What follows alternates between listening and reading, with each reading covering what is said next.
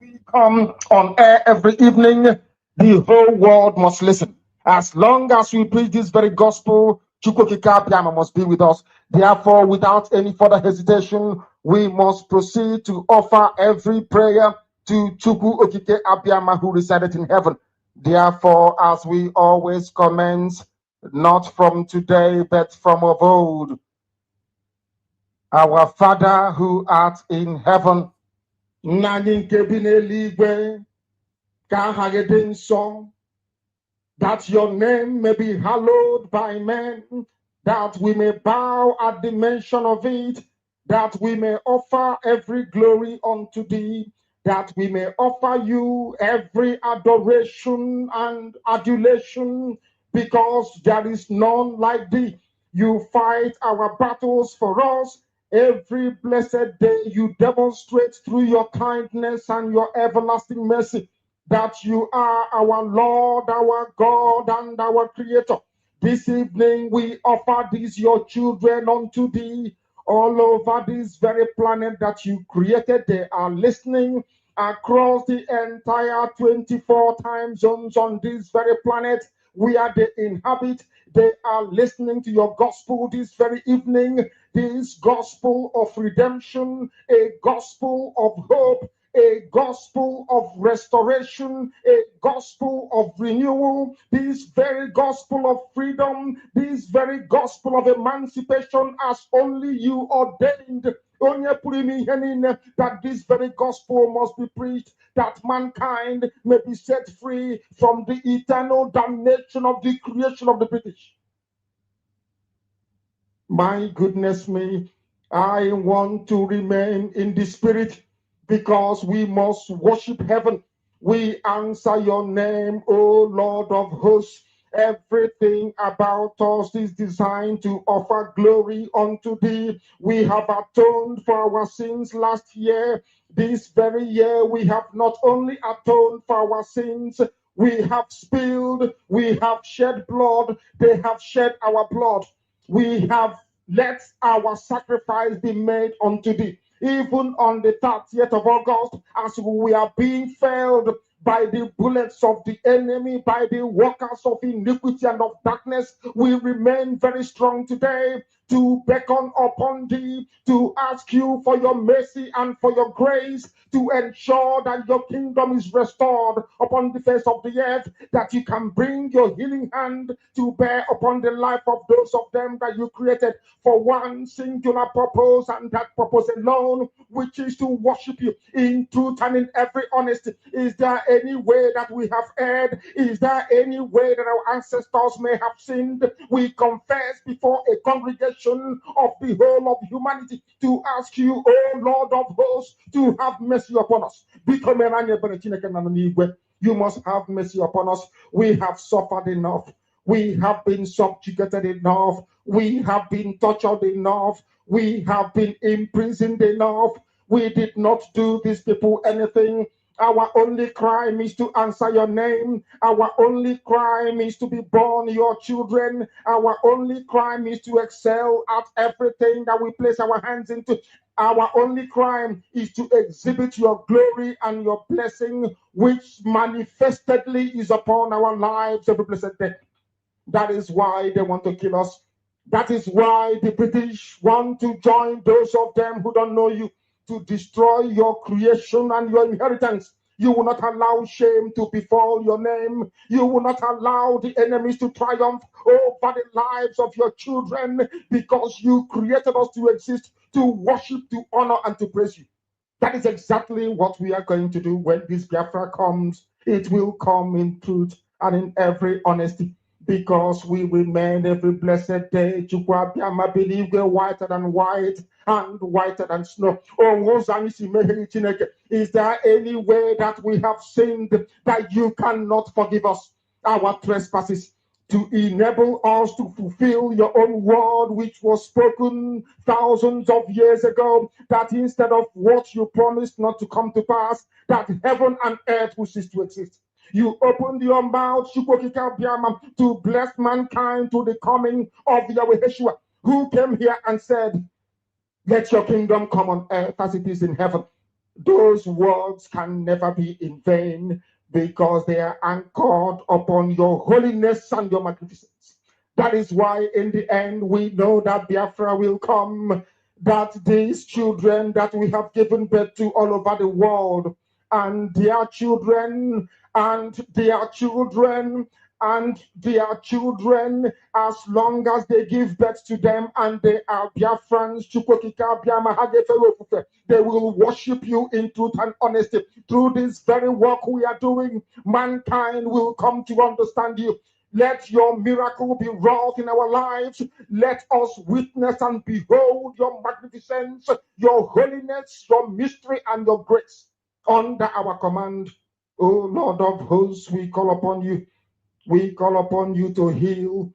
We call upon you to provide succor to those of them who are inconsolable. We ask you to come and strengthen those who are weak. We ask you to restore hope where there is hopelessness. We ask you for inclusion where there is destitution. We ask you for one brotherhood, one camaraderie, one bone, one blood, and one flesh of your children, the Efiks and the Bibios, the Izon, the Shekiri, the Isobos, and also those of them from Isoko. We are traveling all the way to the lands of Igala. We are moving on from there to Idoma, to Igede, to the territories of the Igbo land. All these places we dedicate unto thee. All these lands of yours, we ask you to cover it with your mercy. Because Biafra will come, and when it does, we will dance on the streets. I'm telling you, by the time that we are done, humanity will think that we are mad, we are drunk in your glory, and rightfully so, because your kingdom will come to rest upon this very earth. That very kingdom is the unadulterated, non-negotiable sovereignty of the Republic of Biafra, that your will may be fulfilled in our time. All this we pray, all these we ask for, in no other name apart from that name that belongs to you. Ahadin Sosine Bigebi Rone Bigebi. He said,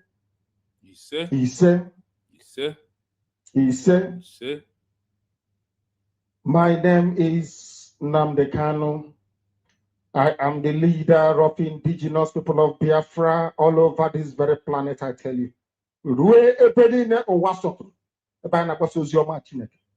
I lead indigenous people of Biafra IPOB. So also do I command the armies of Biafra. They are fiercely loyal. They are loyal, I tell you, and doing the work that I expect them to do. I also direct Radio Biafra not through any power which I possess or any extraordinary knowledge, but by your grace, O Lord. By your grace, we honor you and we adore you. I know that some people listening, including the British, may not understand what we are doing, but there is nobody in Britain that answers Ojukwu, the child of heaven. We do. Therefore, when we worship our Father, people should not try to be jealous. They should not feign ignorance or misunderstanding, because we are ancient people. We have been doing this for over 5,000 years, and will continue to do so until the end of time. Do you know what the biggest reason people delay therapy is? It's not time. It's not money. And you gave us a promise that we will crush it, and we shall do so, because you do not lie. We Biafrans came into Africa to destroy the work of the devil. That is what we are doing.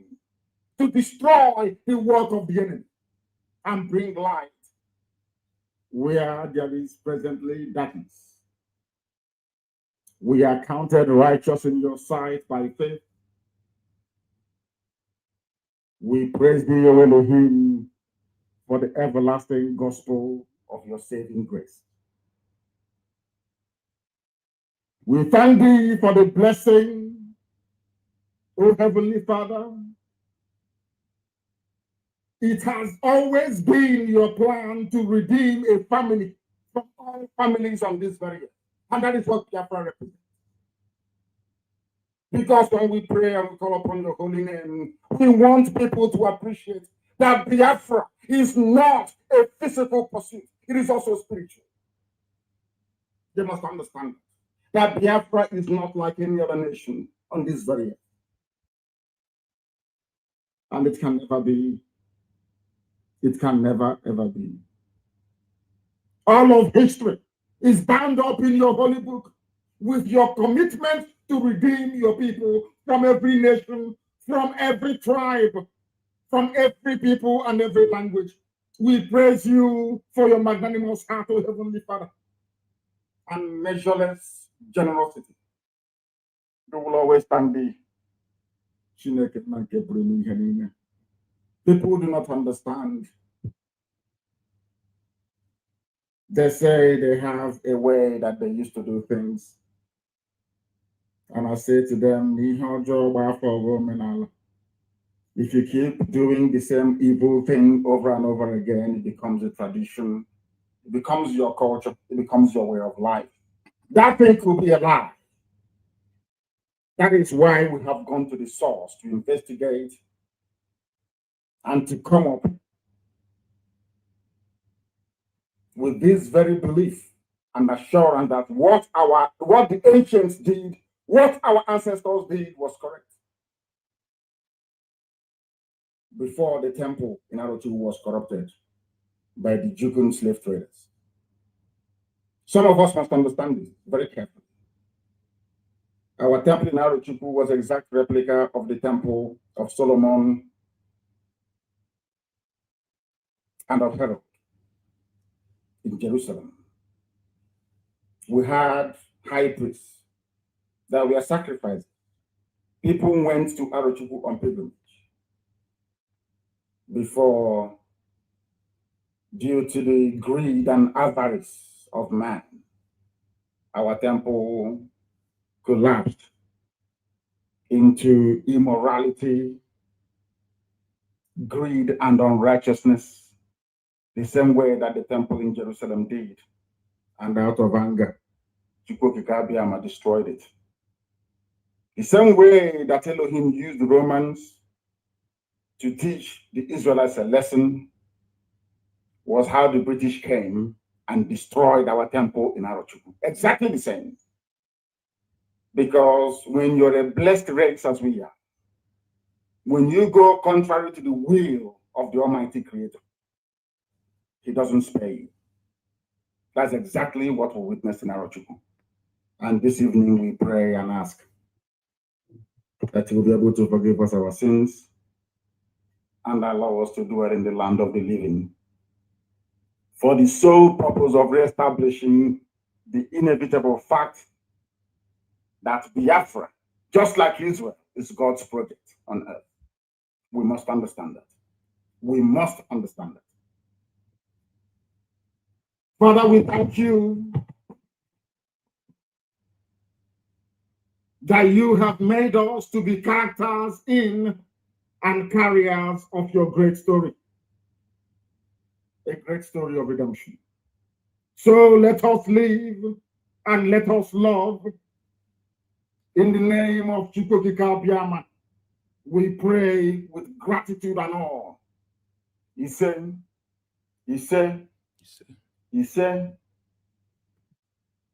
and all right, now secure your retirement.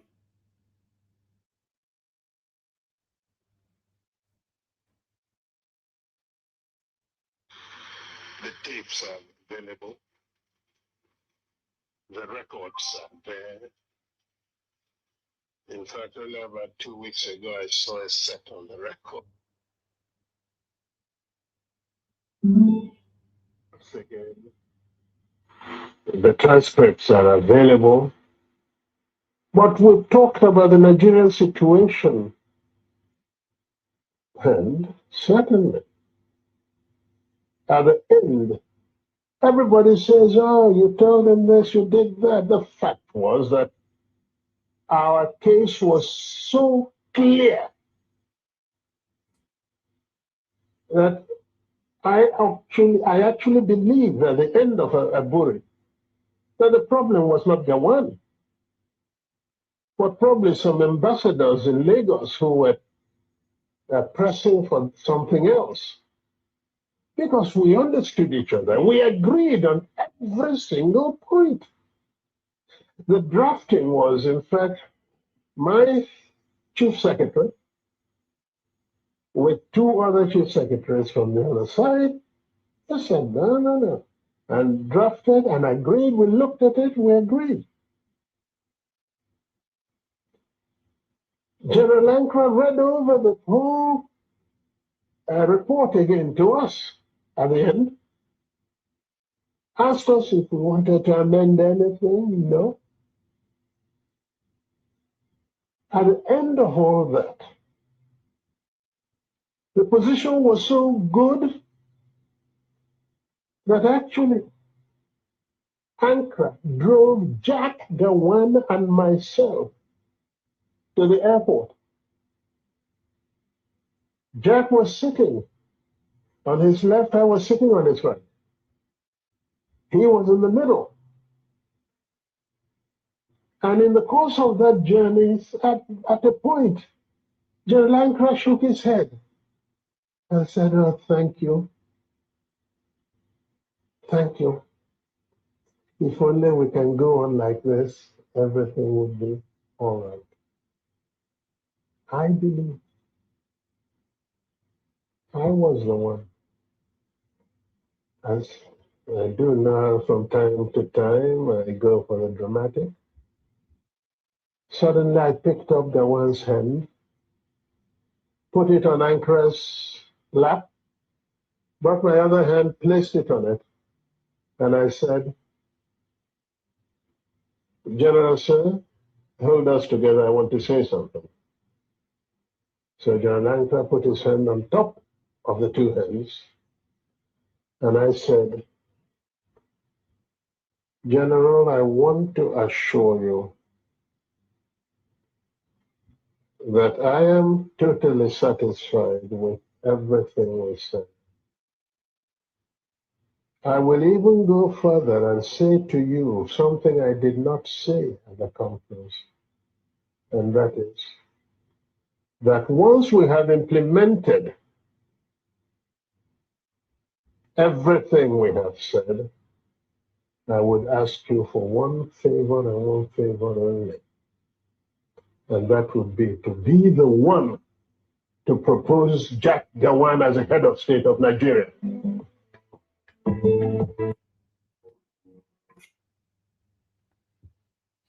Good afternoon, good morning, and good evening. Depends on your time and your location. This is Biafra TV or USB Research TV, one of your own.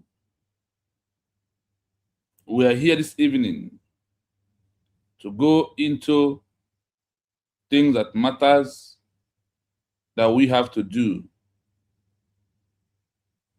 So we start from Mazinandi Kano down to Ojukwu, which we are going to listen from some of his speech before we connect to the program I am here to do today. All are connected. The prayer of Mazinandi Kano is that Biafra should restore as a country. And he never promised or put it under mandate that IPOB must be the one to restore Biafra, or even him that is the one to restore Biafra. That's what he said. If you know what you can do to bring Biafra as a country, go on and do it. He said, if you know what you can do to bring Biafra as a country, that you should not hesitate to do it. But those that surrenders him has nothing to do to bring Biafra as a country. Those that surrenders Mazinandi Kano, those DOS, those IPOBs, and all those people they saw Biafra as a business as usual. They saw it as that the North have Boko Haram pressure that is pressuring the Nigerian government. They also saw it as that the Yorubas has Omonile that always pressure the people in the region of Yoruba, and why Hausas has their own, so that IPOB should be a pressure group, political pressure group that will be pressurizing Nigeria also. This was the intention of those who followed Mazen Nnamdi Kanu. Because if you look at everything that is happening right now, you may understand it clearly. Both the talkative level, both the nonsense they are doing, but all the things they are doing has proven otherwise. That the road to achieve Biafra as a country, they never knew it at all. They have no idea. They have no template how we can achieve Biafra as a country. They have none. They never knew. If you doubt me today, bring one IPOB. I want to debate with him. I want to have a debate with one of IPOB, like Simon, but having with some of them. That even the Mazen Nnamdi Kanu, Omiyomi, Clifford Irwan, and all of them, Tony Nnadi them. What are they today? They all disappeared. I want you to look at what is happening, where we are, and what we are doing right now. With over how many years to come?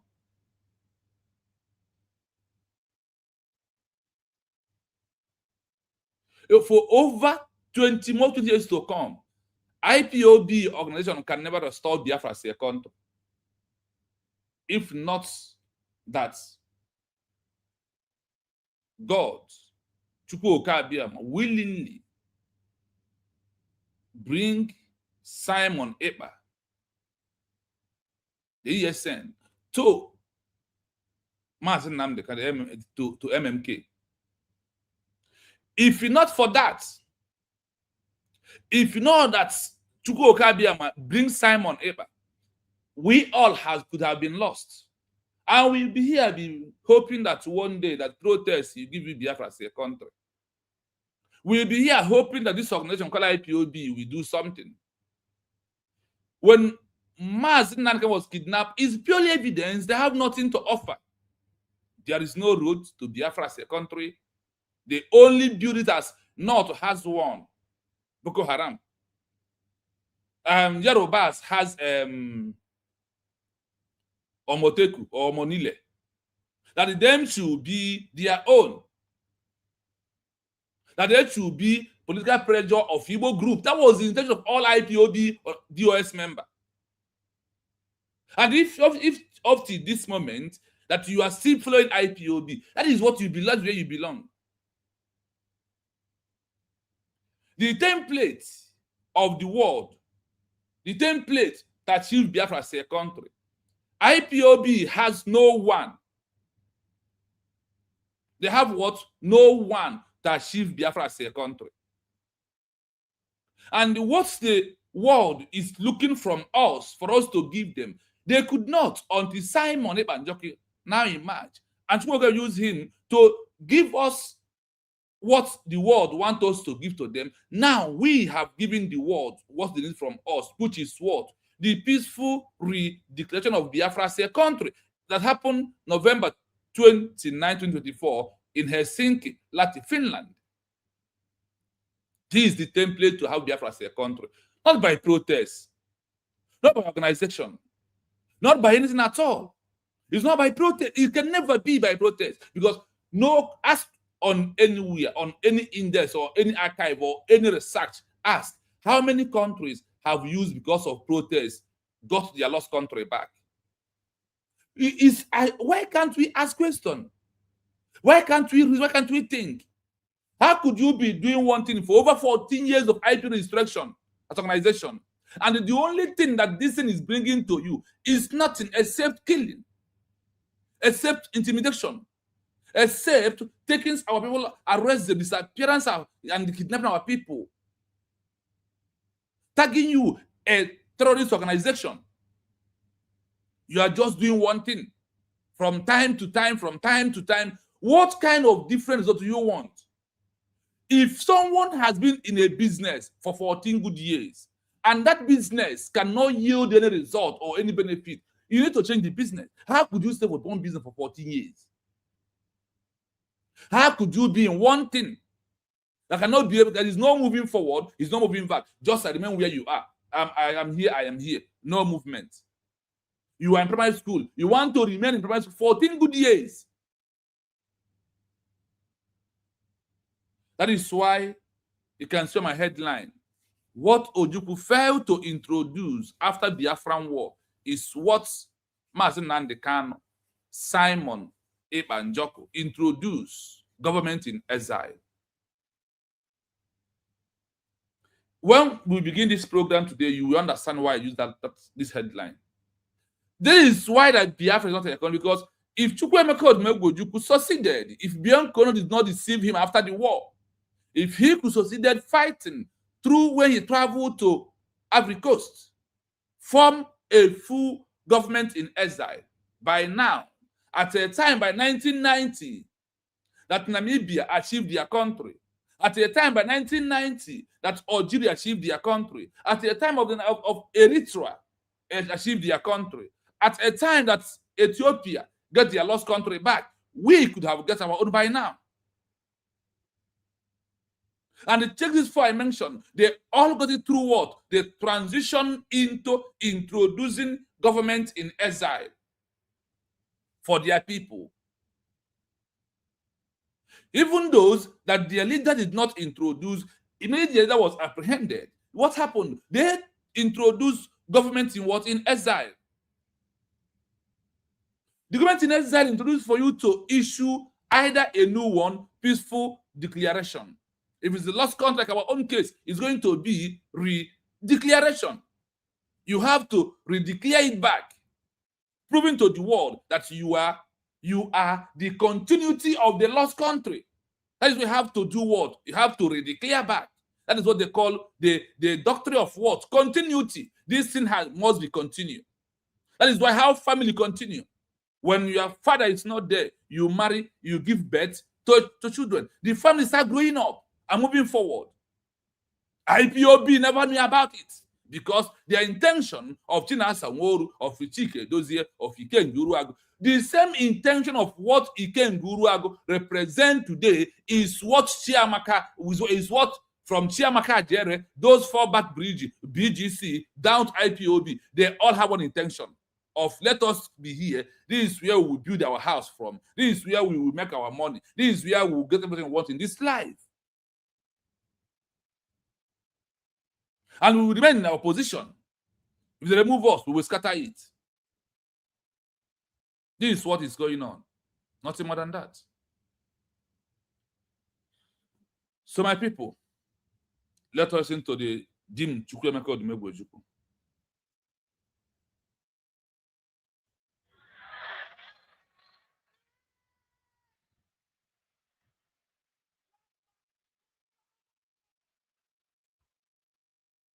What's happened? Sorry about that.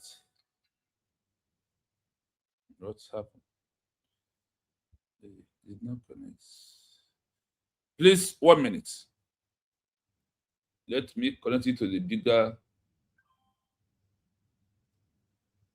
where the voice will be out. Yeah, 1 minute.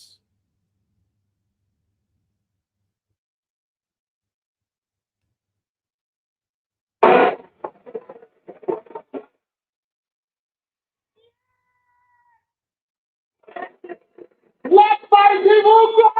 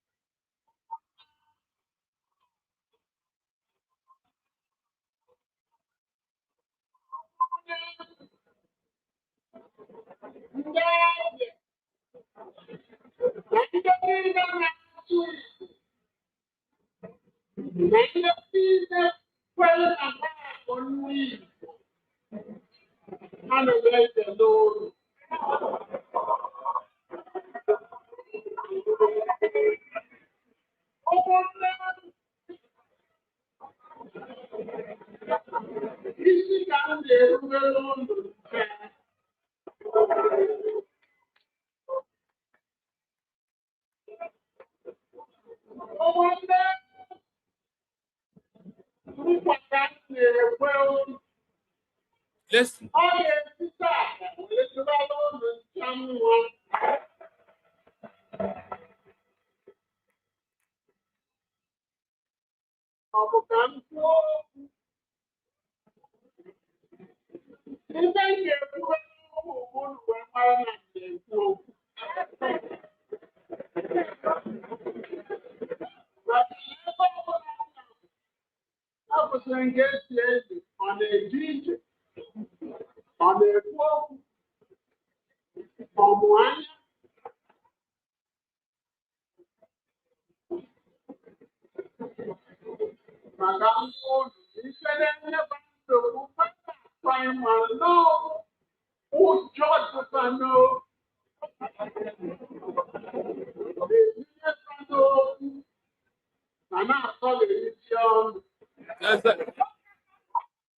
What IPOB did against Mazi Nnamdi. Now, tell you.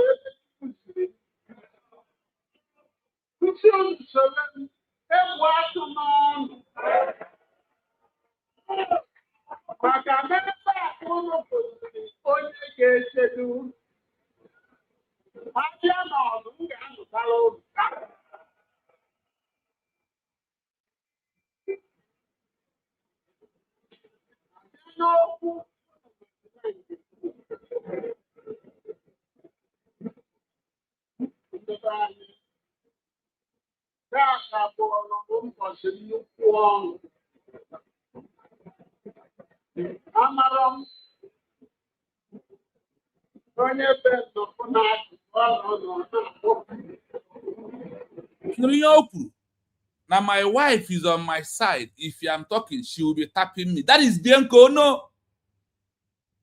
That is anyway. After he said, "Let my people go," as he had this here, go quick. What's nonye biana na akoko? Ya chikwo ko na tap yo na akuyaka. The Bianco, no, the evil woman, the Delilah that come to destroy Igbo land, come to destroy Biafra, that could not allow Ojukwu to move on, to do things like what Delilah did to Samson in the Bible. That is what Ojukwu Kanu and Bianco no representing today. And Bianco said, "Killing Chukwu Emeka Ojukwu." You had it. I wanted to listen to up to this extent that I am talking, that my wife Bianca is tapping me to stop talking. He starts shouting, he starts raising his voice. Let my people go. Where are we going? Into Biafra land. We must exit Nigeria to enter Biafra land. And today, from November 29, that exit took place, whether I like it or not. Let my people go. Finally, November 29, 2024 is when the Biafran people have left Nigeria. We have gone to Biafra land, whether I like it or not. We are waiting for recognition. You see the evil woman tapping him, touching him. Stop talking. Calm down. Stop talking. That is what Bianca Ono did. And that is what we are seeing today. The Delilah of our time. Two of them, these two women, Ojukwu Kanu, Bianca Ono, Delilah, that Satan bring through Fulani to Chukwemeka Ojukwu. But you must dance this dance of the shame, and you will come back to cry. You will not see Bianca Ono, Ojukwu Kanu. They can never see mouth to cry, and they will be crying. Tears will be far from them. They will be crying. Tears will be far. Do you know when you are crying, there is no tears? You'll be far from them. The poison they sent to Ojukwu, sent to Mazen Nnamdi Kanu. But Obi was able to go far because the woman was not there. And history is repeating. Those that fight to give their people another country, like Mazen Nnamdi Kanu, Ojukwu, Simon Ekpa Njoku, they never come back and marry the same wife they married before they left, before they enter prison. Nelson Mandela was in prison. The wife was working with the apartheid regime government of South Africa. Jomo Kenyatta was being kidnapped by Britain. What happened? The wife also was playing along with Britain. The same thing happened to Rahima of Bangladesh. He comes out, he marries, after his own is just 1 year and 6 months, he comes out, marry another woman. Because the one that he married was working with Pakistan government that's giving him. What of Mahatma of India? Go and check the history of men that fight to give a country to their people. They never marry the same wife. Their wife always become a slow poison. Their wife always become Delilah. When you check the history of Samson in the Bible, you think it's not repeating. The hard history is here, repeating in our own time. That is what Ojukwu Kanu is representing, the history, repeating the history. That is what Bianca Ono is repeating today, the evil woman. Two of them works together. Two of them works together.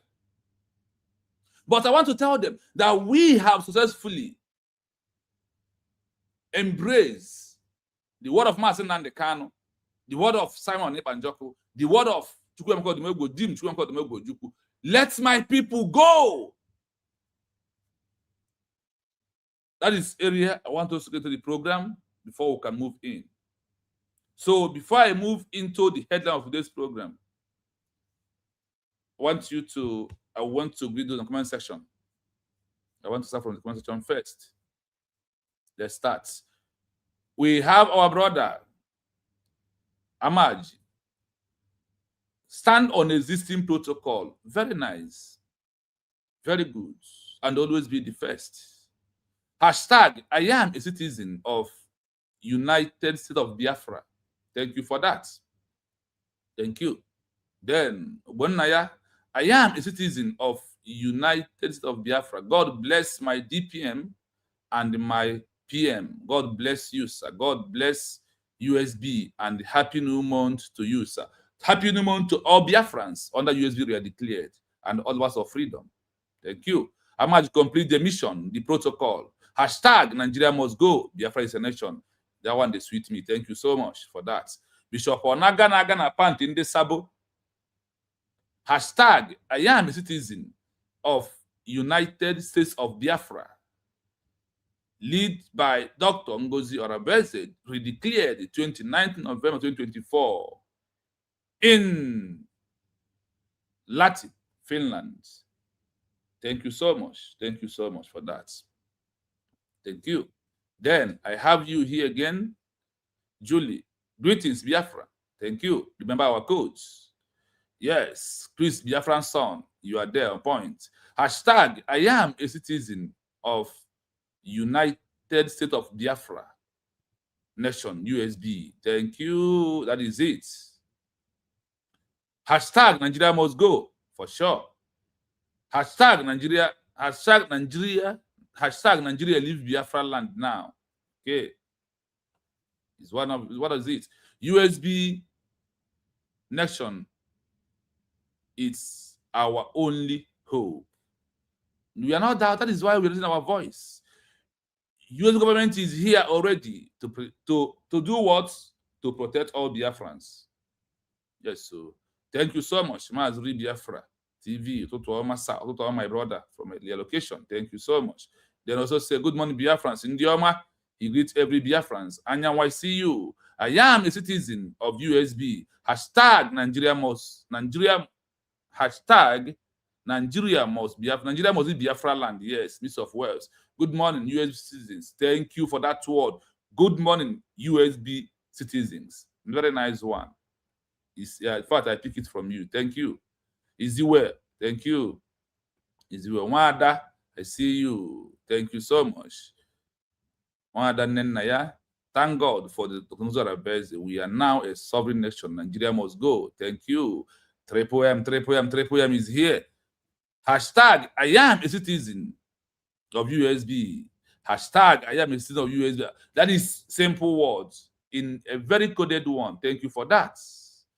Greetings to you all, my genuine fellow Biafran citizens. Thank you. That word, citizens, is very important. Well, that is who we are. It's very important. Guys, can you hit the like button and share the program widely? Please, if you please you to share, you can do so. USB or nothing. And I'm a panaka. Daniel, please try to remember our code and stand on the existing protocol. Thank you so much. I greet you. Please. I see Officer AJ. Wow. I see Officer AJ. Hashtag, I am a citizen of United States of Biafra. Thank you. Thank you, Officer AJ. Free Biafran President Mazen. Hashtag Free Biafran President Mazen Nandekan. You are right. That is good one. Hashtag Free Prime Simon Ebanjoko. Thank you so much, the Prime Minister. Thank you for that. Chebozede. Hashtag I am a citizen of United States of Biafra Nation. Thank you. Thank you. Chebozede also said, hashtag Nigeria must go out of Biafra Nation because Biafra was redeclared on 20th of November 2024. Thank you for that. 3PM also said, that evil Bianca is the reason why our internal leader died. And for sure, she eyed our internal leader with a slow poison. Sharp word. You in the spirit. She eyed our internal leader with what? A slow poison. Do not doubt it. History will always repeat itself. It's repeating today. You can see them. Ours will not be expect ordinarily. Thank you. Okay. Then we have here, but the greatest news is that the right counsel will always have its way of success. The truth must always have its way. Nobody's having that. Nobody. Which is true. Pure truth. Yes. Flora Kubilo, I greet you, mommy. Good afternoon from here. Wada. Hashtag, I am a citizen of United States of Biafra. Nigeria must leave Biafra land. Thank you for that. I also said here, hey, greetings, Mazi Shinokike. Bless you. Bless you too, you and your family. Thank you so much for all you do for Biafra. Then also said, Faith said, I am a citizen of United States of Biafra. Hashtag, double hashtag, Nigeria must go. It's because Biafra is now a sovereign nation. Thank you, Brother Shinon. So, the great teacher, away. God bless you. Thank you for that. That is a big one. Right on, my brother, Mazi Shinon. Thank you. Thank you. Who is this? Eze Kwesili. Good afternoon, brother. Good afternoon from here. And the Justin. Greetings from Japan. Amy in Turkey, but now Amy in Japan. Thank you so much. Yes, USB is working, and that's why you are here. That's why we must focus on our country. We must.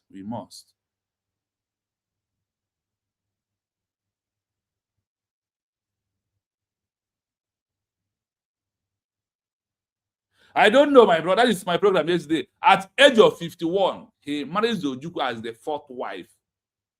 But he was the first wedding wife of Ojukwu. He at the fourth as a fourth wife.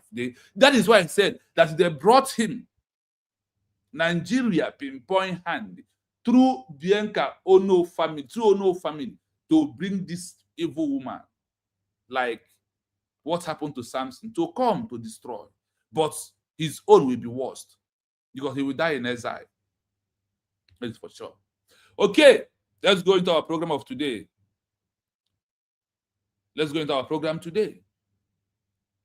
What Ojukwu failed to introduce after Biafran War is what MMK, ESM introduced, government in exile. This is what Ojukwu failed to introduce. Because maybe, I don't know how to say it, is it because of lack of information? Is it because of lack of social media? What is the reason why he did not introduce this to us? Why Ojukwu, when others like Namibia government is introducing government in exile? Why Algeria is introducing government in exile? Why Eritrea is also introducing government in exile? Why Angola is introducing government in exile? Where Ethiopia is introducing government in exile? Where Kenya also introducing government in exile? Period of all this 1990. All of the other five I mentioned, they all introduced government in exile after they tried and lost, after they started newly. Look at these five countries I mentioned right now. Because of they introduced government in exile, they're all countries today. And the world always organize government in exile. The question should be, in what year did government in exile start existing in the world? Because anything that happens in this world, there is particular year, month, that particular thing starts happening, and the world will keep the record of it. There is a year this government in exile started, and which was the first country ever that's when they introduced government in exile, their country today. Now, listen to this program. Let's go into the program today. Listen.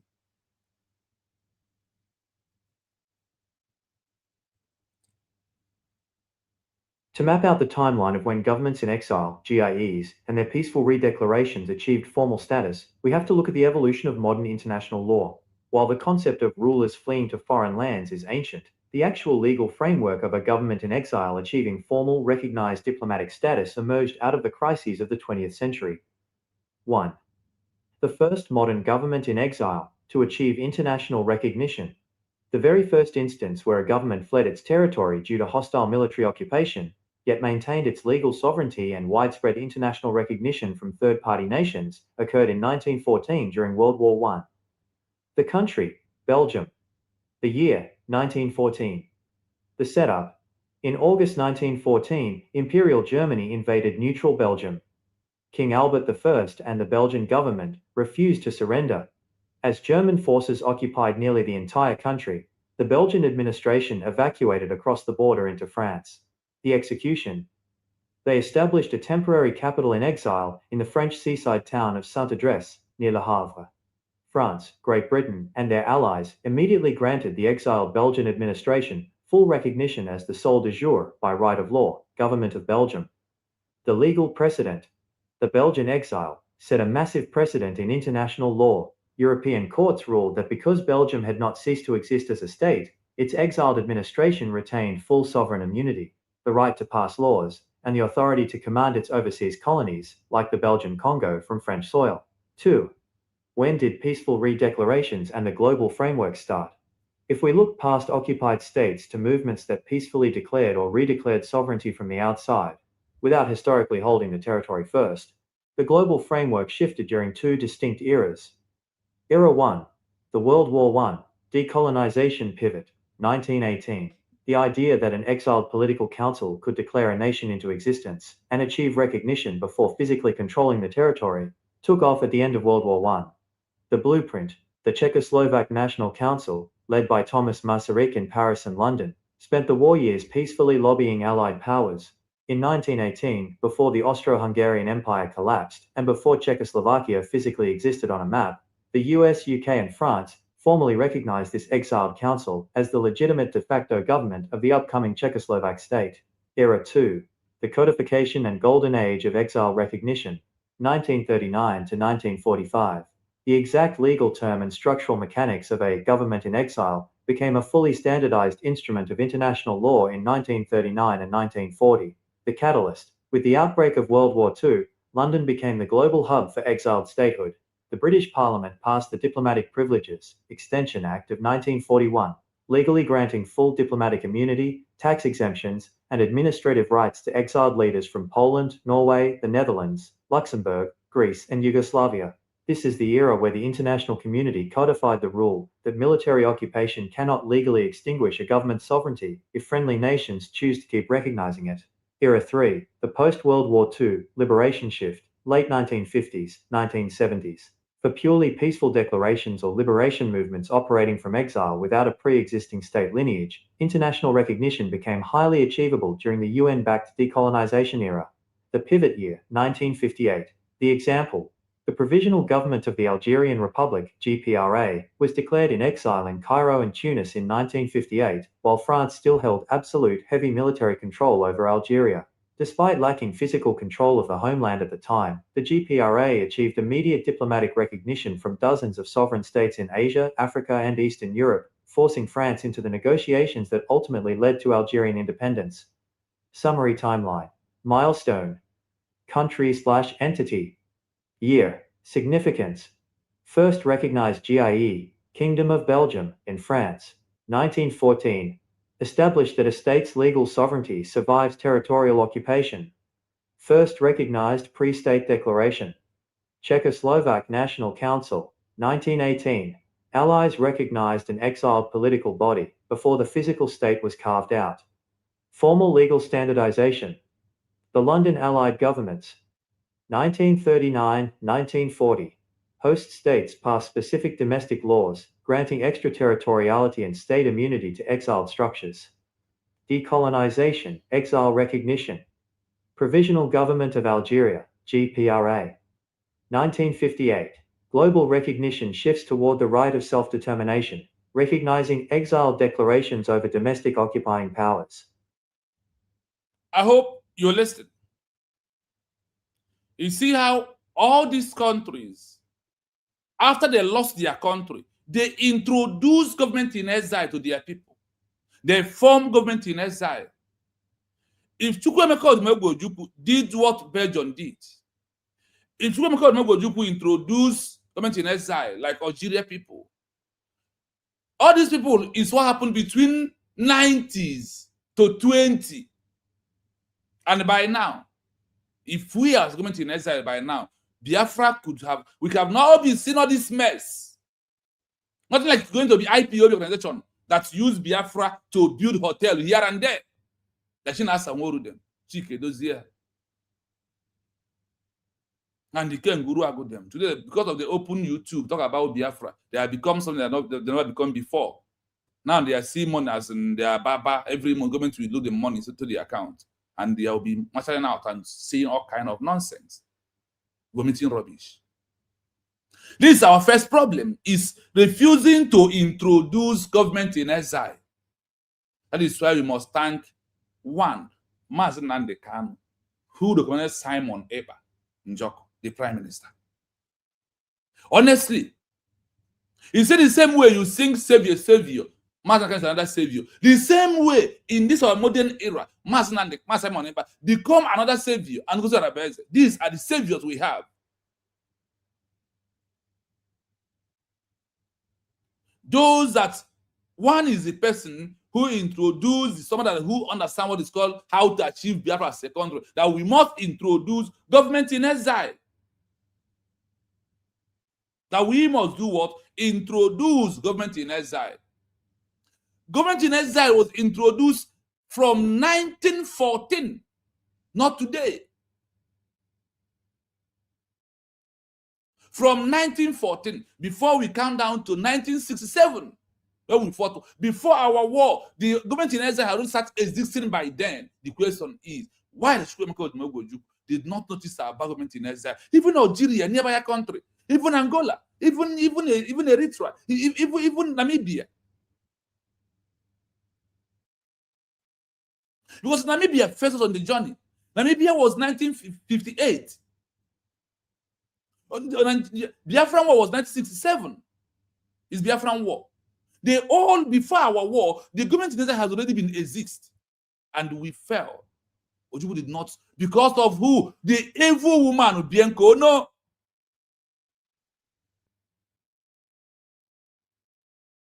If we have introduced government in exile, if Ojukwu has understanding or the capacity of what they call government in exile, by now, all this mess that we are seeing today, we cannot be able to be seeing them. And by now, the United States of Biafra could have been a country. The Republic of Biafra could have stand as Namibia, as Algeria, as Angola, Kenya, Ethiopia, Eritrea, in Africa. I'm not talking about the Europeans.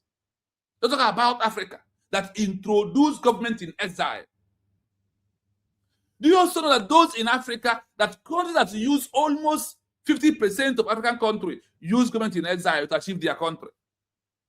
And why would this did not come? Because we are the Israelites. Chukwu kind of want us to have Biafra as a country when we will value so much.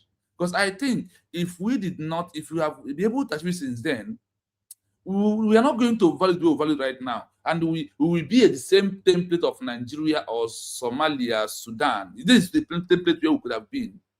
But the right time has come. That is when the right time comes for Israel to be a country. What happened? They are a country today through a woman declaration and protecting America protect Israel to be a country today. A woman in charge. Israel is a country that people are inside bush to call Netanyahu to come. A woman brought Netanyahu in the seat. Because if the woman did not stood up to fight and defend Israel, a kind of occasion for Israel, and some Asia country recognized them first, Israel could have not been a country today. But Israel also have a government in exile declared by a woman also. Do you see when this world government in exile started to exist? It was being blanked. I don't know what it just keep it for this time that we are into. Because you know that God has his way of doing something. Sometimes we look at the way that God does something, that God is delaying on doing things, but that we are the way we want it quickly to happen. So the right time for us to know what is called government in exile, the way other countries that lost their country achieved their country, that is where we are right now. The right time is now. That is why you must support USB redeclared as the only country you have, as the only government you have. That is the only government you have. And that is how every other country in the past that produced government in exile, all of them today are country. All of them got recognition before the transition back into their country. Look at Belgium, 1914. As an example, as a case study, Belgium becomes the first in 1914 that used government in exile when Germany occupied their territory and achieved the government in exile, achieved a full recognition. Where is government in exile? In France, where one researcher was today doing rubbish, and they declared it back. And the world recognized them. They didn't say we are a country before Germany invaded our territory. We don't have to. They redeclare it back again after they have lost it. It's always our own. You will be here. You are doing IPOB, 1 million men march. Look at it, all of them hiring people to come and do Hero Day. Any Hero Day by IPOB is just as a cultural day. It has no meaning. The word said like, you have freedom of gathering. That is what they are representing. I have given to you the difference between government in exile that issue a peaceful re-declaration and the organization like IPOB, non-organization NGO organization levels. Those ones, they said that whatever they are doing is a cultural day. of their people. That is normal. But when government in exile coordinates a hero remembrance day, it's a remarkable of continuity of a lost country to prove we are a country. And why can't you ask yourself, why the world always see government in exile as the government of the people, not organization? Because there is a two criteria. In these two categories, the law is different from this one. This one is different from the other one. And when we are saying it, what is important to you is IPOB organization, one family. It's going nowhere. Under self-determination law, you and your IPOB organization, is just the one thing that the world said. These people are asking Nigeria to give us, to ask Nigeria, to tell Nigeria to treat us very, very, very nice. That is all. But the government in exile is a structured, being used that the world will see them as the one that represents the lost country, because the lost country has the government. The lost country does not have GOS structure. No. The lost country has what? Government. And a government of a country talk to government of a country.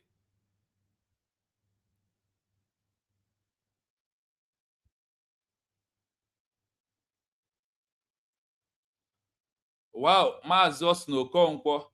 Very long time. These people I was listening to when I never believe I would be here today. Mazos no Konkwo. We miss you in social media, no matter what happened. We miss you. Thank you so much. Thank you so much for coming across our page today. Thank you. So, listen to the history when what Simon Ebanjoko introduced to us has emerged. When this thing has started exist, not today, very long time ago. Listen, before we go into our deep analysis on this program today, after that we'll put the link for Biafrans to join us. So, listen to this. What Ojukwu failed to introduce after Biafran War is what Mazen Nnamdi Kanu, Simon Ebanjoko introduced government in exile.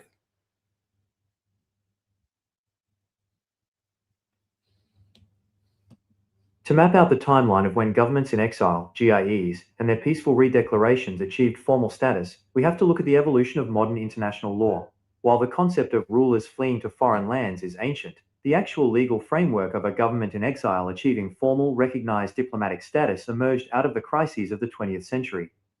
1. The first modern government in exile to achieve international recognition. The very first instance where a government fled its territory due to hostile military occupation, yet maintained its legal sovereignty and widespread international recognition from third-party nations, occurred in 1914 during World War I. The country, Belgium. The year, 1914. The setup.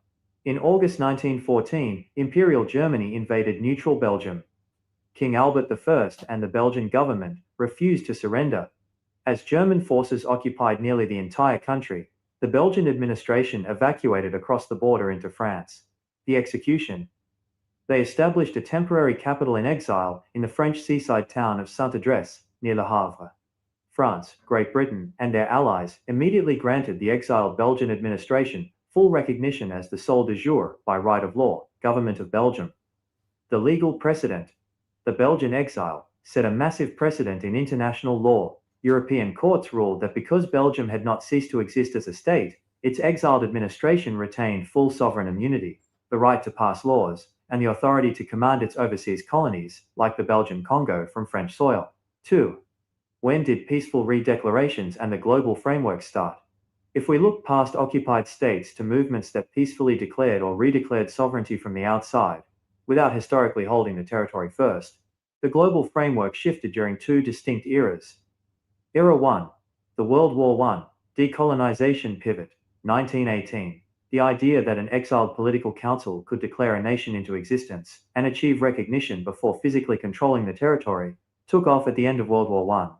The blueprint, the Czechoslovak National Council, led by Thomas Masaryk in Paris and London, spent the war years peacefully lobbying Allied powers, In 1918, before the Austro-Hungarian Empire collapsed, and before Czechoslovakia physically existed on a map, the US, UK, and France formally recognized this exiled council as the legitimate de facto government of the upcoming Czechoslovak state.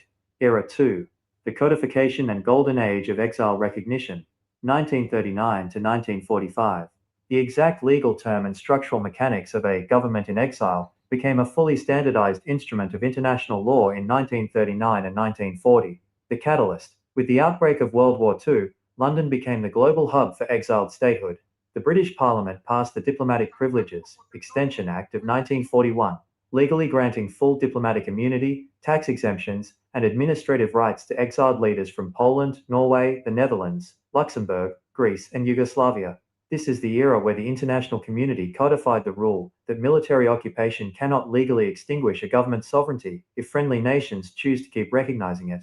Era 3. The post-World War II liberation shift, late 1950s, 1970s. For purely peaceful declarations or liberation movements operating from exile without a pre-existing state lineage, international recognition became highly achievable during the UN-backed decolonization era. The pivot year, 1958. The example. The Provisional Government of the Algerian Republic, GPRA, was declared in exile in Cairo and Tunis in 1958, while France still held absolute heavy military control over Algeria. Despite lacking physical control of the homeland at the time, the GPRA achieved immediate diplomatic recognition from dozens of sovereign states in Asia, Africa, and Eastern Europe, forcing France into the negotiations that ultimately led to Algerian independence. Summary timeline. Milestone. Country/entity. Year. Significance. First recognized GIE, Kingdom of Belgium, in France, 1914. Established that a state's legal sovereignty survives territorial occupation. First recognized pre-state declaration. Czechoslovak National Council, 1918.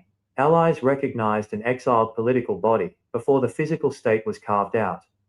Formal legal standardization. The London Allied Governments, 1939-1940. Host states passed specific domestic laws, granting extraterritoriality and state immunity to exiled structures. Decolonization, exile recognition. Provisional Government of Algeria, GPRA. 1958. Global recognition shifts toward the right of self-determination, recognizing exiled declarations over domestic occupying powers. I am not blaming him, my brother, Lucky. What I am learning, in fact, I am bringing out histories, and you cannot describe, for me, I cannot present this history without putting it the way it's supposed to be.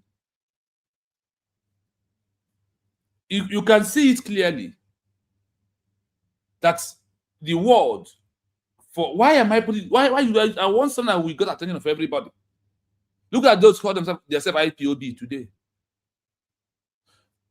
Maz, why do I rope Mazan Kano in as part of someone who introduced this government? Because he said that a time will come when people will give money to form government in exile. And the government was being formed by Simon Ekpa, the man who knows the road. And that time has come, and the man formed government in exile. And when you look at the history of others that failed to introduce government in exile to their people, you see how those who understand it and those who introduce government in exile to their people, you see how all of them become seconds today. And there is one thing that is very important on this program. When Belgium lost it in the hands of Germany, Belgium did not start doing protests in the street of Belgium or in the street of all over the country where they are. They introduced what? Government in exile in France. That is where the government in exile of Belgium was. Upon that these people acquired their territory, they remain in exile until they achieve, after they have redeclared Belgium as a country, they remain in exile until they achieve their recognition, and they come back and chase away German military that occupied their land. Like the same way today that the government occupies Biafra territory. For those, you claim you declare sovereignty and you are in exile. Nigeria is in our territory. Can't you hear that when Belgium lost their own, that the military of Germany was in their territory? They remain in exile until they achieve the recognition. After they have declared it back, there was no doing protest. There was not knocking woto. For you, that's why you're not government in exile. Is why you're not knocking woto. Belgium, when they lost it, did you hear that Belgium was knocking woto? Don't you hear that they are issued a peaceful declaration of their lost country? They never knock woto. In a show woto. Ask about woto. Ask about woto. In a $5, $20. That is about woto. Why the world has abandoned the word woto? It has been abolished. What is in 1914 when Belgium lost their country? Did you hear that Belgium did what they said? Belgium established the legal sovereignty survival transition by government in exile. Or by protest. Or by woto. They win on the document because their land was occupied by a whole world. Germany occupied the territory of Belgium in 1914. Belgium leave them, transition into exile. In France, Belgium has their first government in exile where? In France. And in France is where they redeclare their country. They redeclare it back. And start acting as a government structure, full government structure, with prime minister, president, chief of staff. That is not even in the modern day world. The word DOS does not exist as a government structure. They see a word of DOS structure as just as a group that has a command of a political movement that somebody is command and control.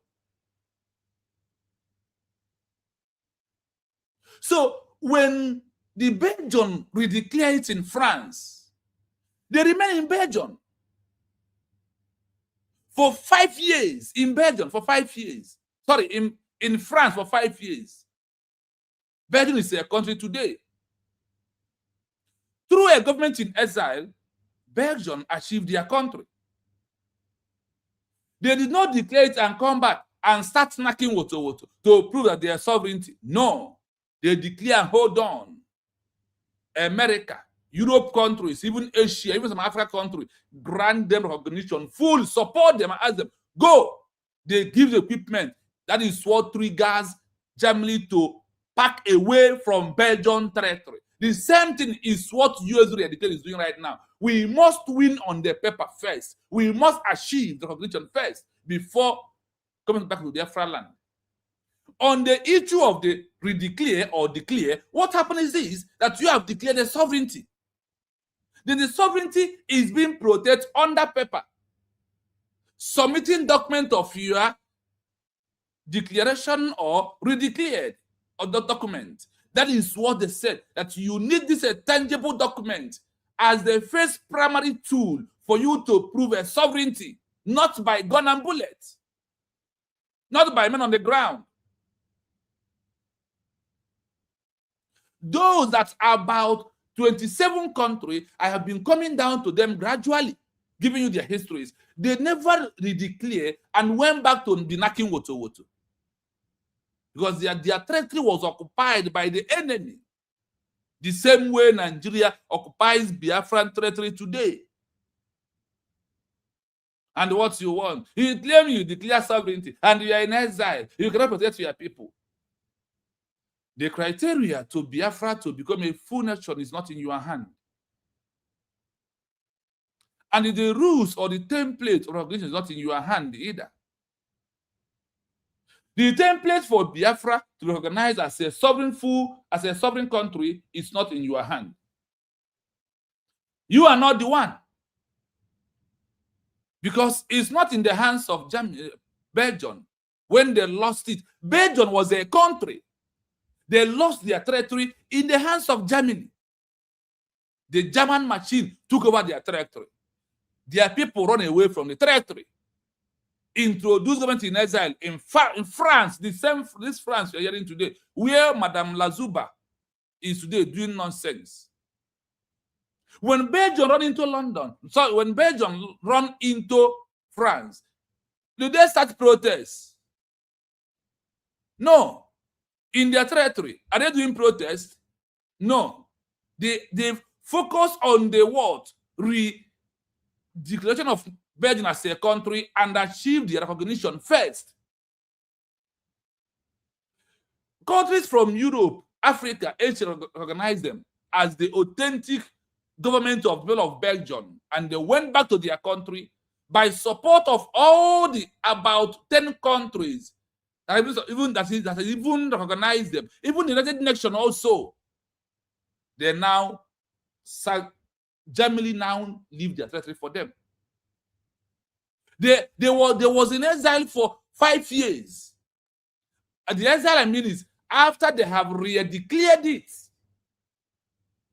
After they have declared the lost sovereignty of Belgium in France, they are in France declared their lost country sovereignty, like USB declared. It's only on this our own case you think, yeah, this is what it's supposed to be. It's woto. It's not woto. Because you are on woto. When you lose it, are you not lacking woto, lacking woto when you lose the country called Biafra? 1967 to 1970 is not era of woto, but we lose it. Now we have lost it because of that in the era. Now in the era where we are, it's not in the era of woto. Why can't you follow the template of 21st century law? The only thing you decide to do to become a saboteur, become a betrayer. Because you want to remain on position. You want to continue making money.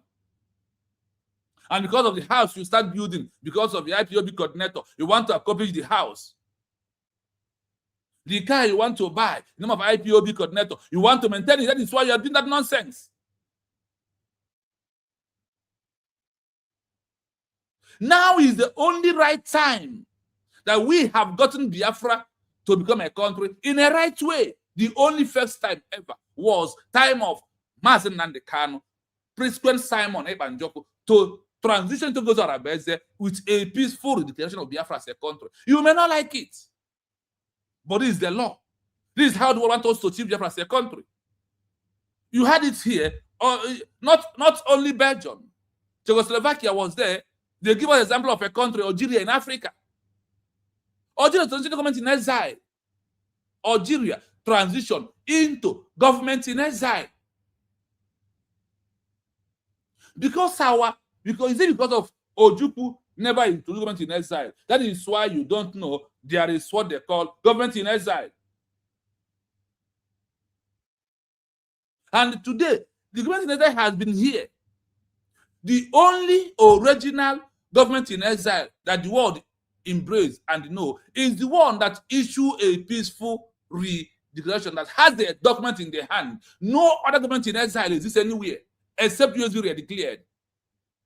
Except that one that our DPM is piloting the affair. That is the only government in exile you have. No other one. Because you see that document that has the signature of over 500 Biafrans. That is legitimacy number one. That is the right, the legal right of Biafra as a country. That is where the something started. You see the self-referendum, over 50 million. Is there. These are the things that you need to submit to the community. And why you want to exit. And also, you must prove a government structure by proving the identify your territory. And today, Biafran territory has been identified up to the level of the international global community. Know that we have a 40 states. Go and search, ask questions. Go to Google, ask, what are the name of the United States of Biafra 40 states? Go is in the Google. You think it's a child's play? You can only be here to rant and make noise. Why the world is moving quickly to adopt USB as a country? Okay, make a famnanya. Because if Belgium can achieve it through this way, if Czechoslovakia can go through this way, if Algeria can go through this way and survive, is it we that we will not survive it? If Namibia can survive it through government in exile and achieve their country, achieve recognition, if Eritrea from Ethiopia can do that, even when Ethiopia lost their country in the hands of Italy, they declare and they got recognition. Is it our own? Now that we are on that the same track under the same legal aspect of it that all these countries I'm mentioning right here, that is how they become a country today. India transitioned into government in exile in London. When we hear about Gandhi, they all transitioned to government in exile. This all happened in 18th century to 20th century. Narrowed down to 21st century, you and I are in. Starting from 2021, from 2001 is the 21st century started. What else do you really, if you want Biafra as a country, why can't you pay attention? Ask questions by yourself. Ask questions by yourself.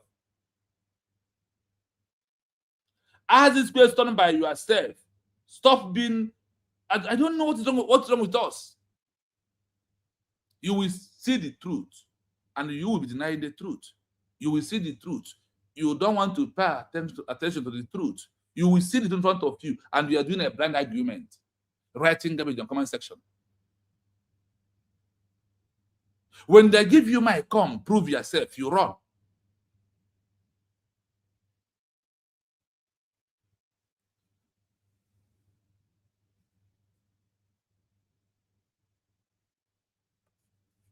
So they map out the time of when government in exile, GIE, and their peaceful declaration achieved a formal status.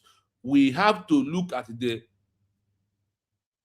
modern international law when it started. Now, why the rule of falling to the rules of falling to foreign land in ancient, the actually legal framework of government in exile achieved formal recognition, diplomatic status emerged out of the crisis of the 20th centuries.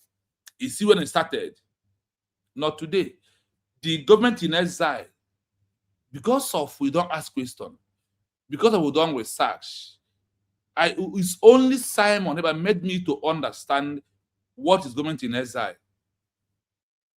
I don't know what is government in exile, to be honest with you. I never knew that is when I was in Biafra land protesting on the street. I hope that through the protest one day that Biafra will be announced as a country. I never knew that there is a road map to have Biafra as a country. I never knew that there is things I have to do for Biafra to become a country.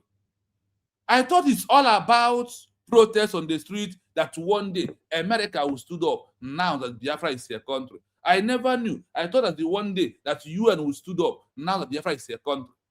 I never know there is a continuity law how Biafra will be a country.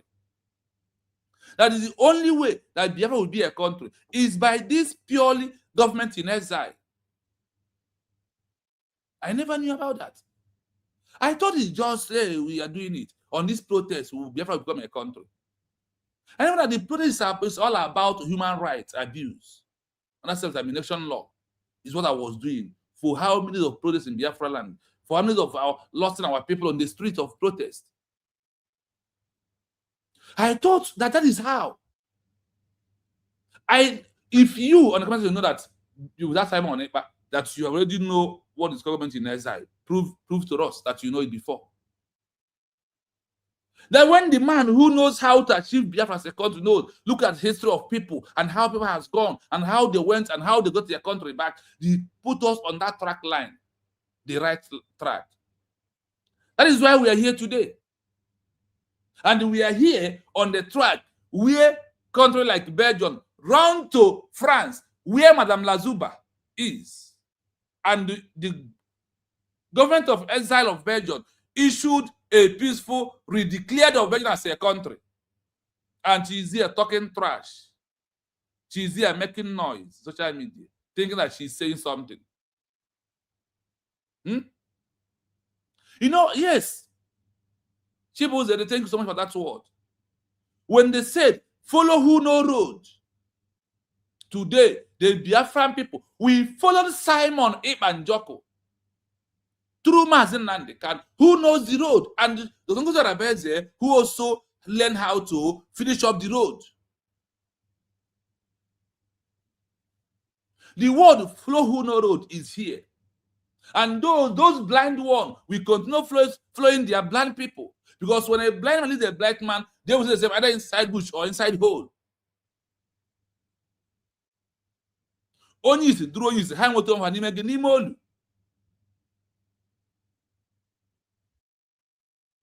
It's not about how you feel.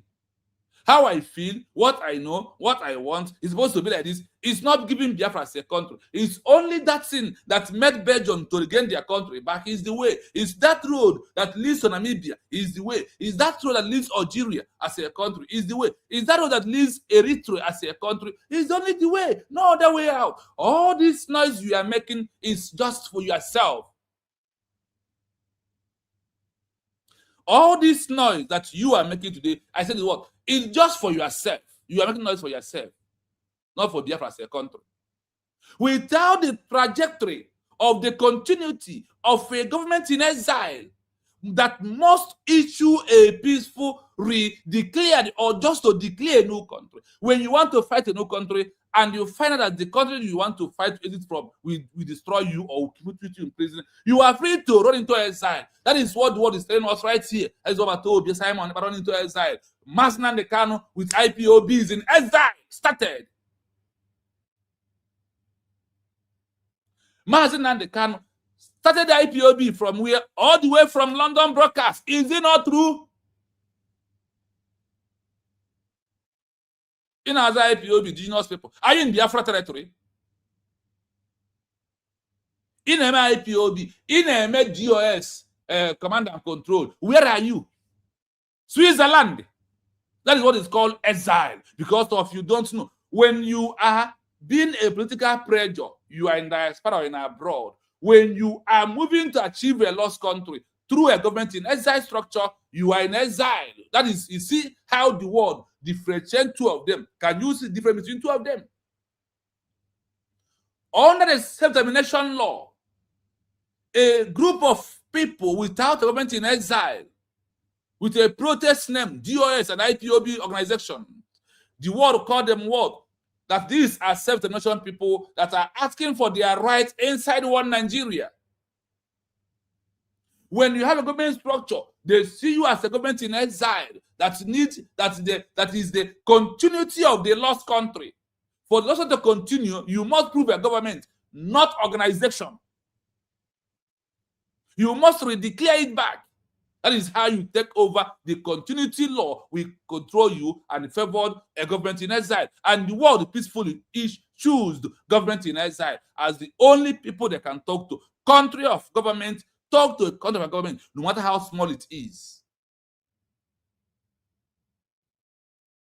The first modern government in exile that achieved international recognition, the first one ever in the history of the world.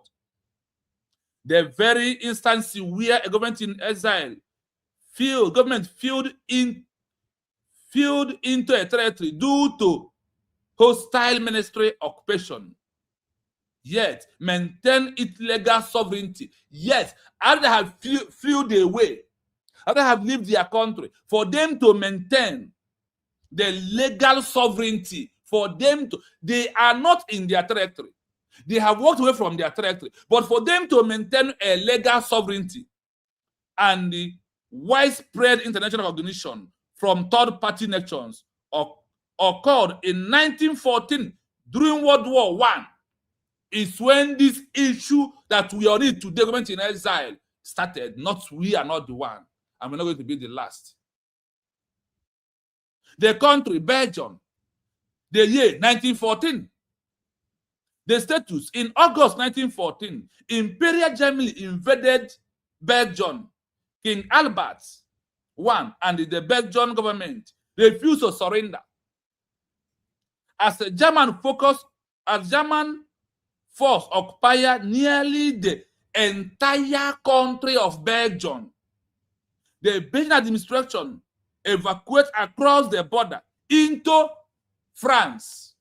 the transition into what? France. That is what Ojukwu could have done after the Biafran War. If the Chukwu Okabiam want Biafra to be a nation by then. Because if Chukwu Okabiam destined that 1967 to 1990 that Biafra should be a country, we will not be here today preaching about government-in-exile. We cannot be here preaching about what? Government-in-exile. The government of Belgium that lost their country, we lost Biafran War. There is no Roman sword on it. We lost it. The same, when we lost it, Ojukwu run to Ivory Coast. When Belgium lost their own in the hands of Germany, they run into Belgium. The Belgium run into France. When they run into France, what happened? They transitioned into administrative government in exile and issued a peaceful redeclaration. The execution. They established a temporary cabinet government in exile in France. In France. Saint Adresse, near Le Havre, is where the government in exile of people of Belgium, when Germany take over, they said that Germany take over everywhere, like the same way Nigeria is taking over Biafra land. Like the same way. It's no difference from, that is history repeating. This is how this history is repeating.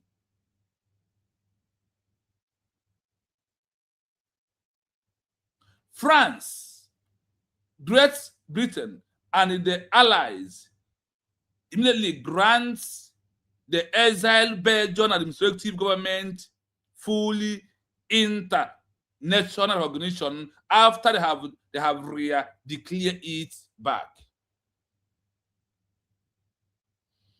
By rights of law, government of Belgium that transitioned into France achieved, while staying in France, achieved full recognition of their lost country and came back and take over their country.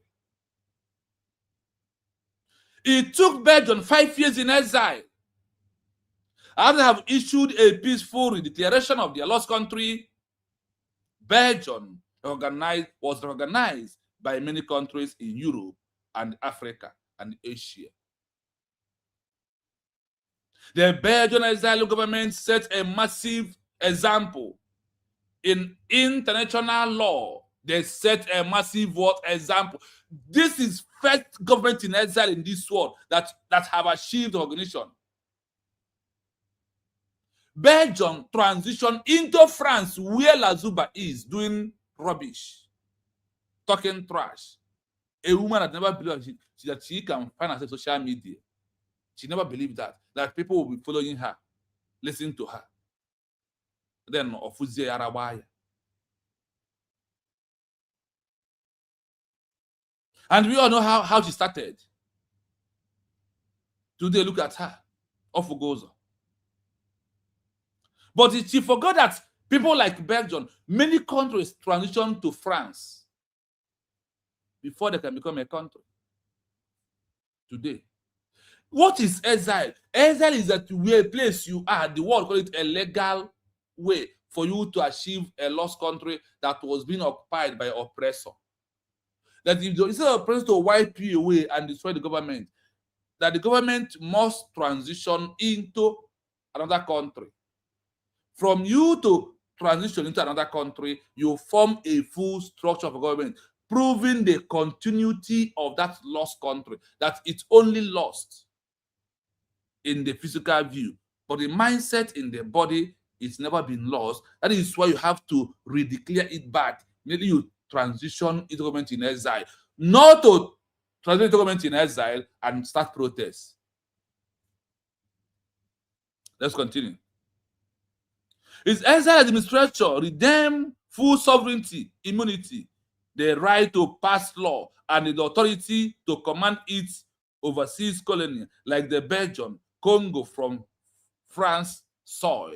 They are the government of Belgium that are in France commanding. They also in Congo. Look at it. They are commanding from exile.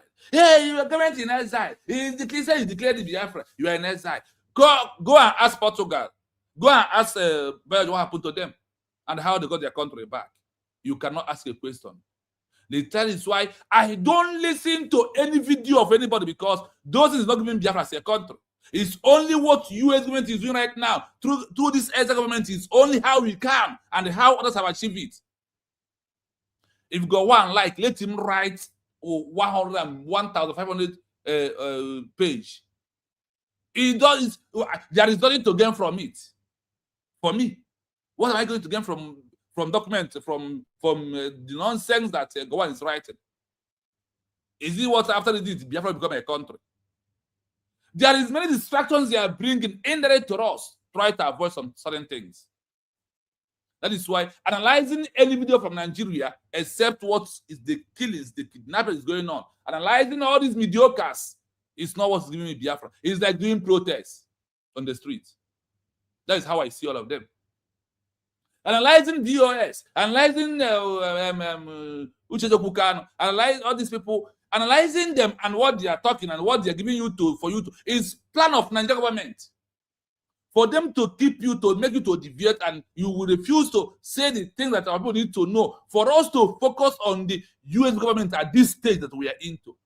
When you understand the level, the meaning of government in exile, you will overthrow all this nonsense, all this garbage. The government is using them to give you message. What we'll be discussing. Now, government and the IPOB structure, they can never give message. It's only when I'm debunking like this. It's only when I'm making this a sort of solution, I will bring them to prove to them that they are on the wrong path. That's only what USB is doing is on the right side of it. Is your life, is your ear, is your data? Is that what you want to watch? Wow, it's been long, but Shell, it's been very long. Where have you? Hope you're a good brother. You are welcome. Thank you so much for coming. Thank you. Maybe our time. But thank you to be here. One of the first people that in this page earlier. He must be here at all time. Thank you for that. Maureen, I see you. Florence Mikuku, I see you. Thank you so much. Thank you. Ojukwu, thank you so much for being here.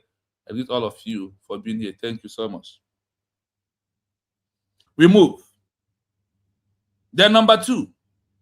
Remember that the first country ever in life that their territory was occupied by Germany and they have to run away out of their territory is Belgium. In 1914, they run into exile. In France, they have the government-in-exile structure in France. They remain in France, you had it here, until they achieve a full international recognition of their lost country, not by one country. Up to 10 countries organize Belgium back before they can be able to move down to their territory. Like when Morocco recognizes America, America refused to take action until France recognizes America and give them weapons to chase away Britain from their territory. This is what happened to people of Belgium. Number 2, why did the peaceful declaration and the global framework started? Sorry, when? When did the peaceful declaration and the global framework start? The issue of a peaceful declaration via through government in exile. When did it started? When? Listen.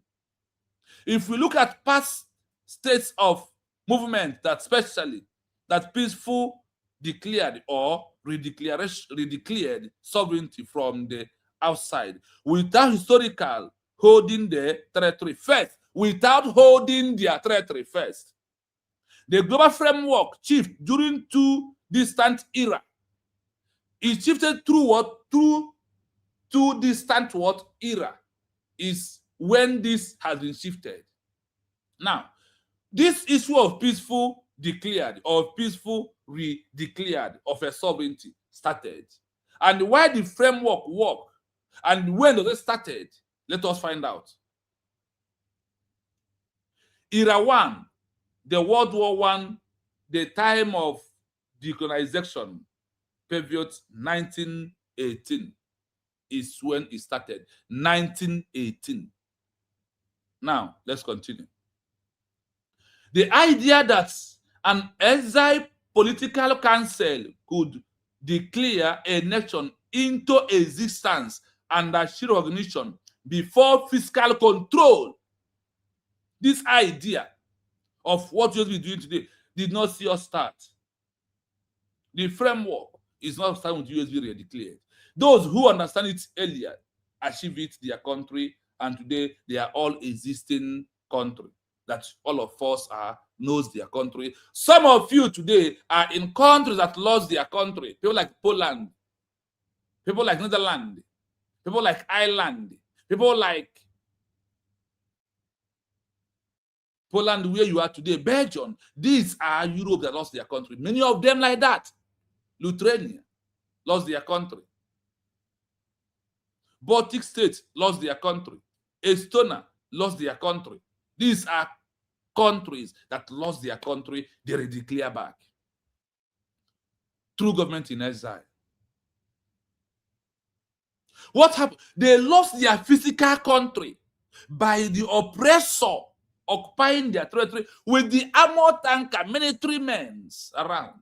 Like we, the Biafra people today. And after we have lost it. They lost their own. But what happens? They all transition into government in exile. That is what Ojukwu failed to introduce to us. Until Simon Ebanjoko, Mazan Kanu, give him the mandate to bring the new dimension. The new dimension is the government in exile that have issued a peaceful declaration of United States of Biafra. Whether I like it or not, you are not the one giving the criteria. Neither me. I can only listen from the criteria like how other countries did their own. The first ever government in exile in the world, a country called Belgium. When Germany occupied their territory, they transitioned from Belgian territory into where France, where Lazuba is making noise. After they have redeclared Belgium back, Belgium lasts for 5 good years in France without controlling their fiscal territory. But they are controlling the paper until they achieve in the 5th year to 6th years of Belgium after they are peacefully declared, until they achieve recognition fully from countries from Europe, Asia, and Africa. They now have the power, the bonus, the ego to go and face Germany and chase away Germany in their country. Belgium now take their country back. You declare Biafra, he declares Biafra, he is in exile, he said you are sovereignty, and this everywhere. When Belgium lost and redeclared, there is military of Germany everywhere in that territory. There is. This happened to Algeria. It happens to Eritrea. It happens to Ethiopia. The military of Italy occupied everywhere in Ethiopia. Ethiopia flew to London in exile. Ojukwu failed to introduce government in exile to us. Simon Ekpa, Amazon Kanu, introduce it, and Ngozi accomplish it. Take it or you leave. That's why I told that. We are in the end point of the movement. There is no other government. And if not the government that issue peacefully declare, no other one. No broker, no boss, sackloss paint. As of no log. USB. One they do not. In a one mafia. What you are doing, you are on the street of protest. Join IPOB. If you are in BGC, if you are in Masab, if you are in DRC or PKU or PManke, anyone you call this organization as a peaceful declaration, all of you are in the same body with the organization of IPOB, of Chike, Doziem, Chinasa, Nworu, and all of them. All of you,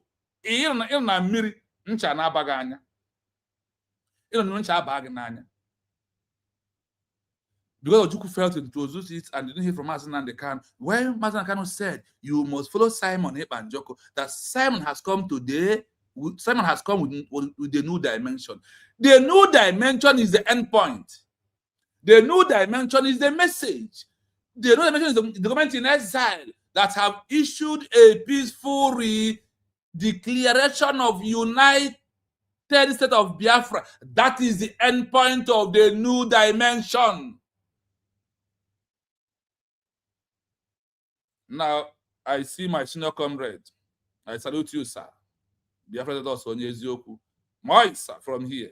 Thank you so much. Thank you. Williams, thank you so much. Peter, I see you. Thank you so much. I salute my senior comrade. You know who I'm talking about. Mother Dos. Na maka ụmụ okwu ọ na-adị ekwu ọ sị na ntị na-anụ ihe adịkwana ha ka ogbugbo drone ntị na ihe na-epe nwampe and icheki ya ntị ndị USB ifu na ntị anyị pesịrị na anyị na-anụ ihe ngwa ngwa. So let's continue. Now, after Belgium, 1914 August, as the first country ever that have used peaceful redeclared of their lost country to achieve international recognition. Who else again now? The blueprints, the Czechoslovakia National Council, led by Thomas, in Paris and in London, the same France, so Paris and London, that the government of Czechoslovakia transitioned when the same Germany and Soviet Union occupied their territory. They have two points of country they have transitioned into. France, Paris, London. These are two countries they have government in exile that achieve Czechoslovakia back after they have lost it. Now let's continue. They spent into two ways. In the years of the peaceful redeclared and the lobby in 1918, before the Australia Empire collapsed and before Czechoslovakia physically exists on a map. They make sure they collapse it when they declared the government in exile issued redeclared of Czechoslovakia. Where? Are they in the territory of Czechoslovakia? No, they are in London, France, in Paris. That is where they are. That is where the government in exile of Czechoslovakia, that is where there was, into two different countries, like today, USB, Finland, and the America as the head of Biafra movement. Take it or you leave it. The history is repeating. And look at all these countries that transition into government in exile. They all are countries today. They're all countries today. That is what Ojukwu fell to because of Bianca Ono, the fourth wife. A young girl that marries a man of 51 years at old age, that Satan will bring the Delilah of our time. Bianca Ono, Ojukwu Kano, these are two Delilahs in our own time. And if anybody, any woman is listening to them, they are all Delilahs. They came to destroy Samson. This woman called Bianca Ono poisoned Ojukwu. Ojukwu died slowly. Because that was the agreement between his family and the Nigerian government. That is why they introduced this woman who will do it. And today, on the Mazi Buga, Nigerian government in any appointment, you will come back in shame. But I know that you will die in exile in Nigeria.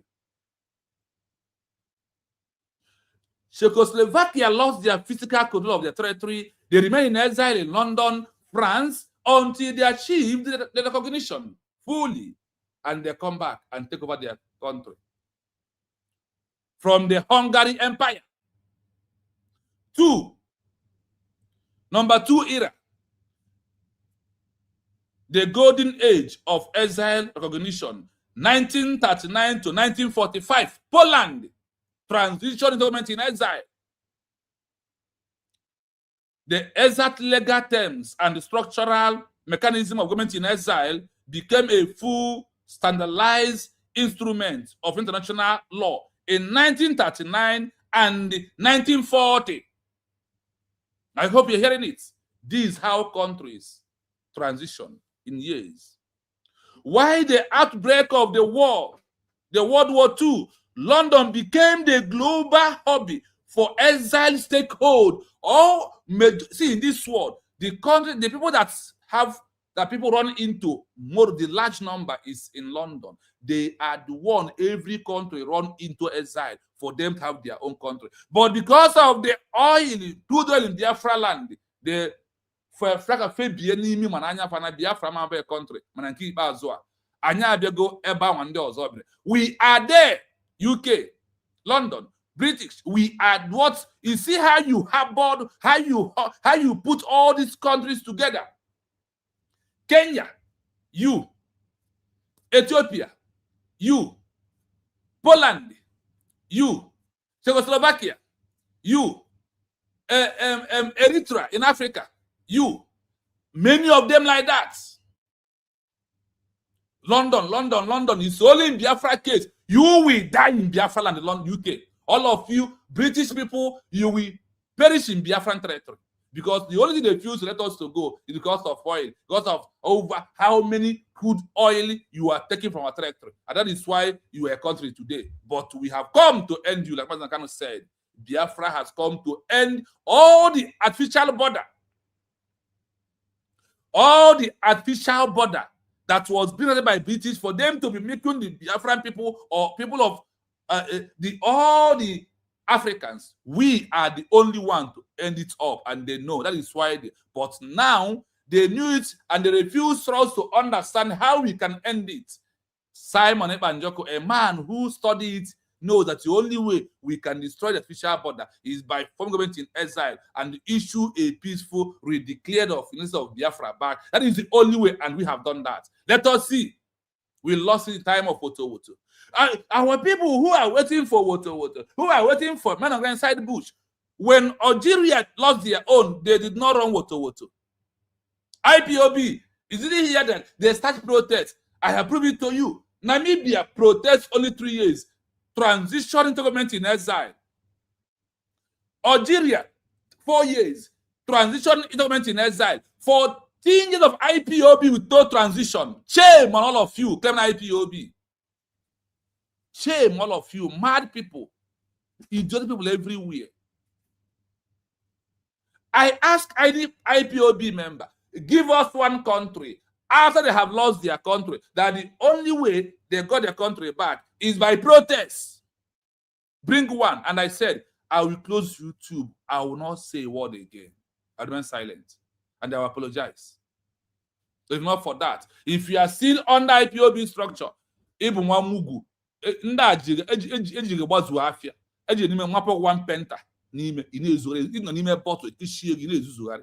is where you are. If you are in Ireland, you are protecting. Ireland was in exile. The colonial power, British, hold them for 400 years. After that, they declare, they came, they fight them. The island government transition into United States of America and into France, form a government in exile for over 10 good years. They was in exile until they achieved their country, and they came back and did what? And what happened? They achieved their country. And what happened? They use government in exile transition. A child that you send to school for 14 years that remain in primary school, I hope you as a parent will continue paying school fees. If you are contributing money in the name of IPOB structure, DOS, you are that child who refused to pass out from school. You are a curse to your family member. You are a curse to humanity because your mate has moved on. Algeria protest for 4 years. They said, protest can never give us Algeria as a country. They transition into government in exile. Namibia protest for 3 years and 10 months. When they said, oh, this protest cannot give us anything, no, they transition into government in exile also. Eritrea for 3 years. Eritrea transition into government in exile. Those that lost their own never even do protest for 1 day. Ethiopia, no protest for 1 day. They just transition into government in exile. Look at Belgium that transitioned into France in Paris. They never protest for 1 day. As they lost their country, bam, they moved into government in exile. Ojukwu felt that is only one thing that he didn't give to us. That is what I see it another way around. That Chukwuka wants another movement that will restore Biafra where we can value it, because if the Israelites did not suffer, they will never value their country. Today, Israel that Netanyahu was being also declared by a woman, and the woman has recognition for Israel as a country. The Israel, Netanyahu, Donald Trump, bingo, Donald Trump. But look at the criteria. You refuse to adopt towards that. Let's proceed. Now, listen to this. You will hear how many countries that transition into London as government-in-exile, and today, all of them are countries. The British Parliament pushed the diplomatic privilege extension out of 1914, legally granted the full diplomatic immunity task and the administrative right to exile leaders from Poland, Norway, Netherlands, Lithuania, and the Greece and Yugoslavia. These are all government in exile of a country. Those that lost their country. How many? Let's come together. We have here Poland, Norway, Netherlands, Luxembourg, Greece, Yugoslavia, Lithuania, Baltic states. How many have counted already? I've counted 8 already. All these transition into particularly only London alone. When it comes to Africa, you have Kenya, you have Ethiopia, you have Angola. These are countries from Africa that transition into government in exile. I'm asking you, are they not country today? And they do not just transition, they lost their country. They declare, people sign back that we want this country as our own country. People sign. That signature is the legal sovereignty of a lost country. This is where you began your movement. This is the era where the international community confined the rule that the military occupation cannot legally extinguish a people that have a government in exile with a sovereignty being lost and redeclared and achieve it back by recognition. By what? By recognition.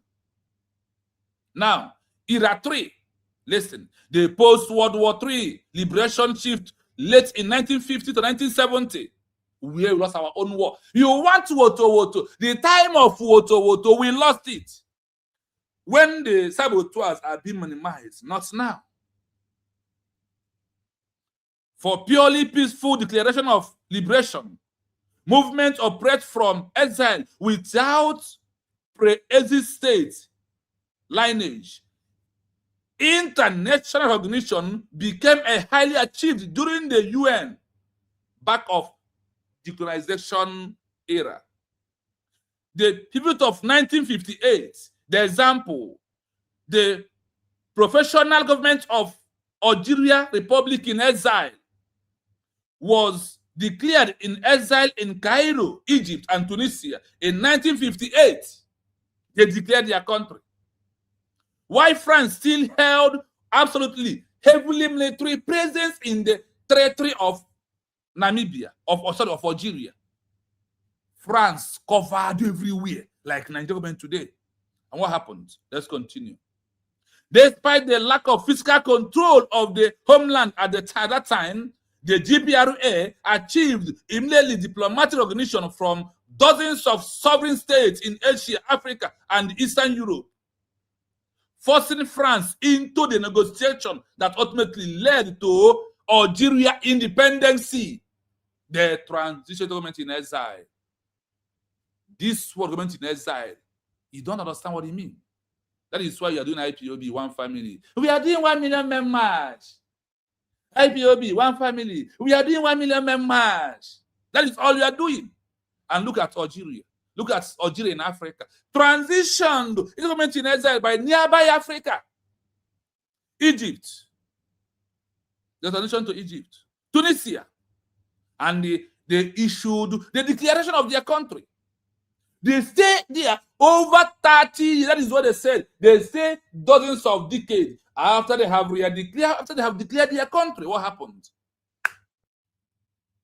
War starts with them and France that occupied their territory. Even at that time that France was fighting Algeria, Belgium was in their territory. They are protecting Belgium, their own, and where they here fighting in Africa. That's why I must thank Tunisia and Egypt for helping Algeria people, organizing them quickly. That is why we are asking nearby Africans to organize Biafra for us to end artificial border of the British. This is how all this transition into their country today, through government-in-exile, by that Simon Ebanjoko introduced to us.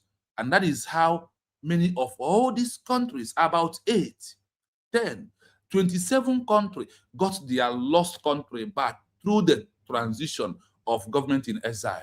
That is how they got their country back. Without USB government-in-exile that have issued the peaceful declared of Biafra as a country, you are a Protestant and noisemaker on the street. That is what you are doing. That is what you are. And I want you to know that there is no other way. That's why I'm giving you all these histories for you to know. Yes, we have put the link because of my time. So for those who want to join us, you can join through the link and contribute. Why I will play it fully so you may listen to it again. If you want to join us, that is the link. So you can join. So I will play the audio without saying a word. So listen.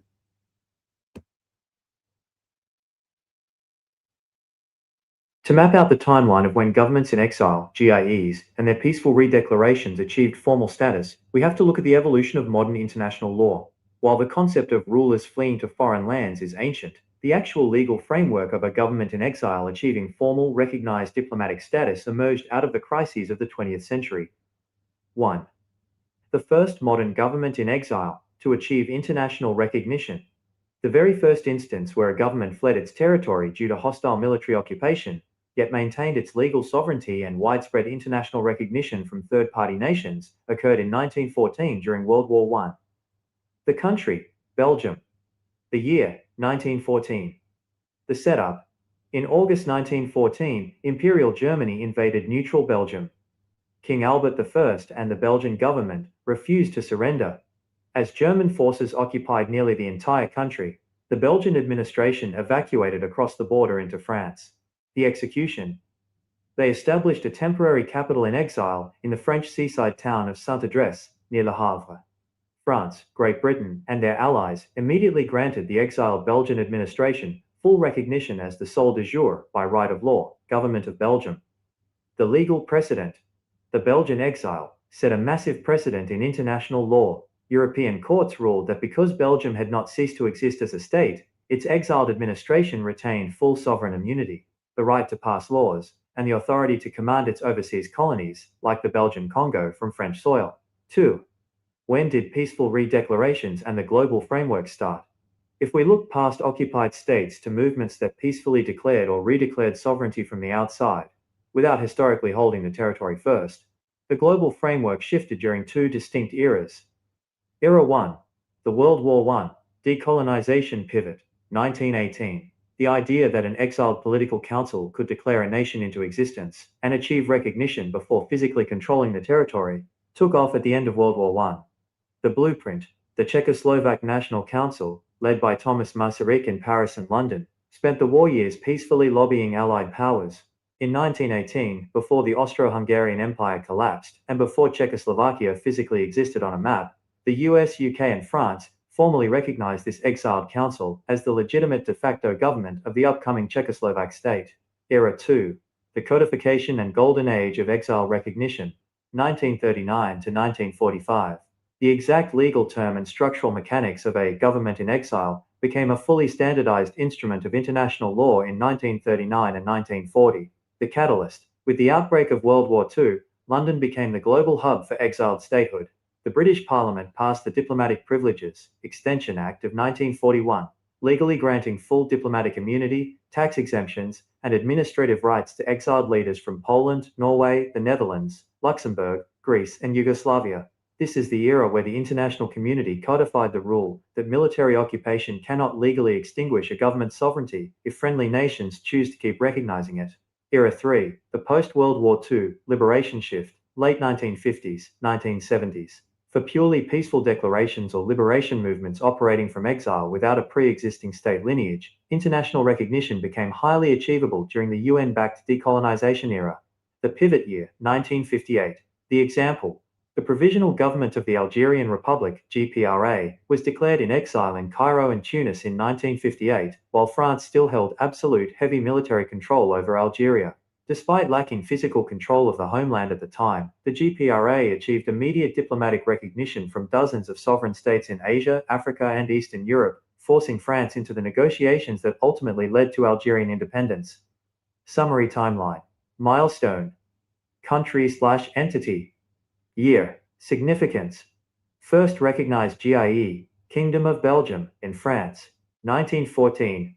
Established that a state's legal sovereignty survives territorial occupation. First recognized pre-state declaration. Czechoslovak National Council. 1918. Allies recognized an exiled political body before the physical state was carved out. Formal legal standardization. The London Allied Governments. 1939-1940.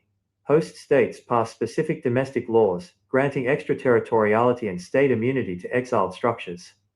Decolonization, exile recognition. Provisional Government of Algeria, GPRA. 1958. Global recognition shifts toward the right of self-determination, recognizing exiled declarations over domestic occupying powers. Are you hearing it? How they are organizing government in exile over domestic occupying powers like Nigeria government. If Ojukwu introduced government in exile after we lost the war, whether I like it or not, we lose the war. That is why Biafra is not a country. Because if we never lose it, by now would have been a country. You see that snacks, that you see that language that we are using, that we don't lose we lost the war. I have checked what those that lost what have declared their own. It's the same thing. When Germany took over the Belgian territory, they lost their country. They run into exile. Ojukwu run into exile in Ivory Coast. But the evil woman, Bianco Ono, could not allow him to introduce government to do the continuity of the country he lost. Because if Ojukwu could have issued a government in exile in Ivory Coast, that time, people like the country, people organization like GPRA of Algeria was in exile in Cairo, Egypt, and Tunisia. That time, Namibia was in exile, fighting to exit from South Africa. During the time of the same apartheid regime, Namibia used the opportunity to exit out from South Africa. They're also in exile in Angola and Tanzania, Zimbabwe. When Tanzania trying to destroy them, they run into, when Zimbabwe tried to destroy them, they run into Angola and Tanzania finally. Do you also know that Mazinani Kano was the first place they could have kidnapped Mazinani Kano was in Ethiopia before he rode into Kenya? So all these things has happened. When the issue of Mazinani happened in Ethiopia, the Ethiopian government told him, we cannot continue serving you. The power coming to us is too much. We have our sister, because of the location, we have to bring her up immediately. Ogonaya, you are welcome. Good afternoon from here. Are you close to your mic, Ogonaya? Can you hear me?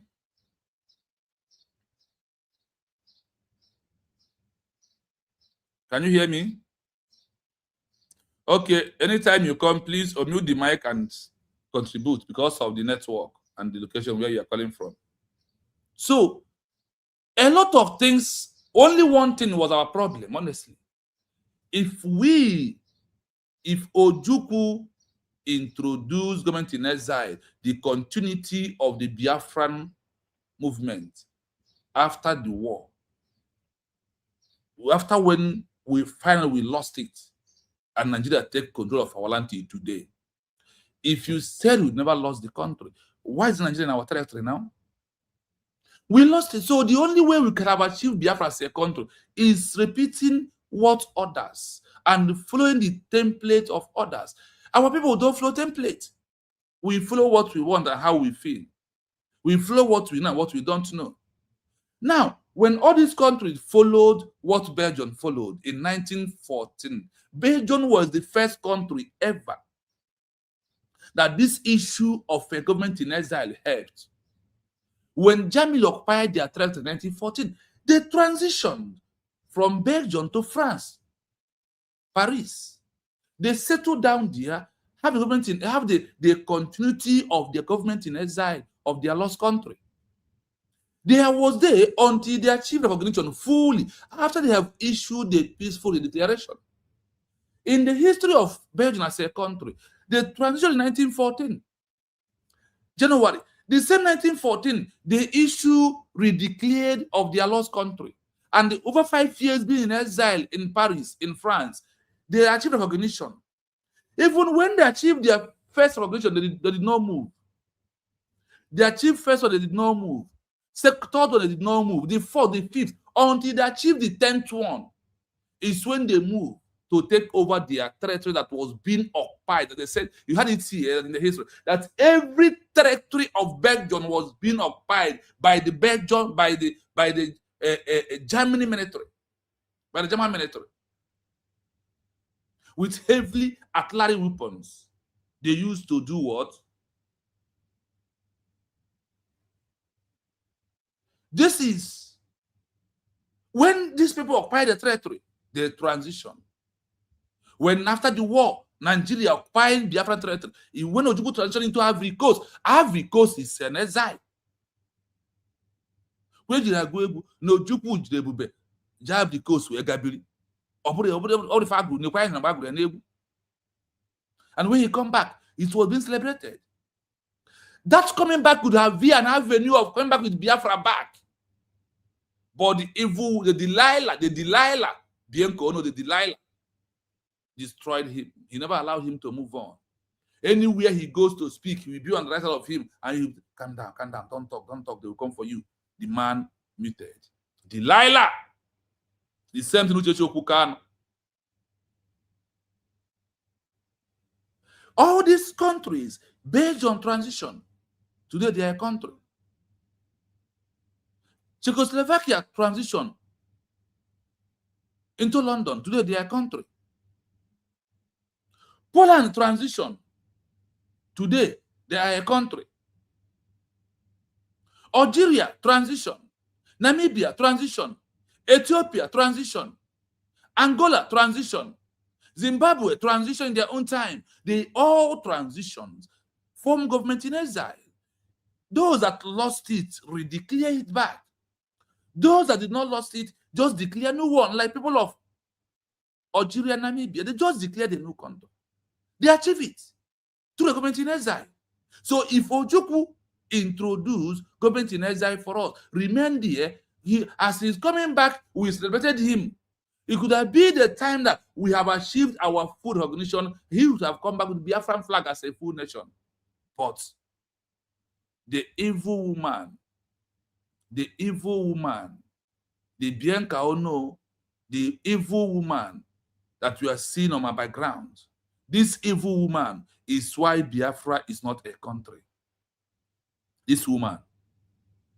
I listened to one of her interviews over 8 years ago when she claimed how she was an educated person and how he advised Ojukwu not to continue and how to leave all these things, that a lot of lies.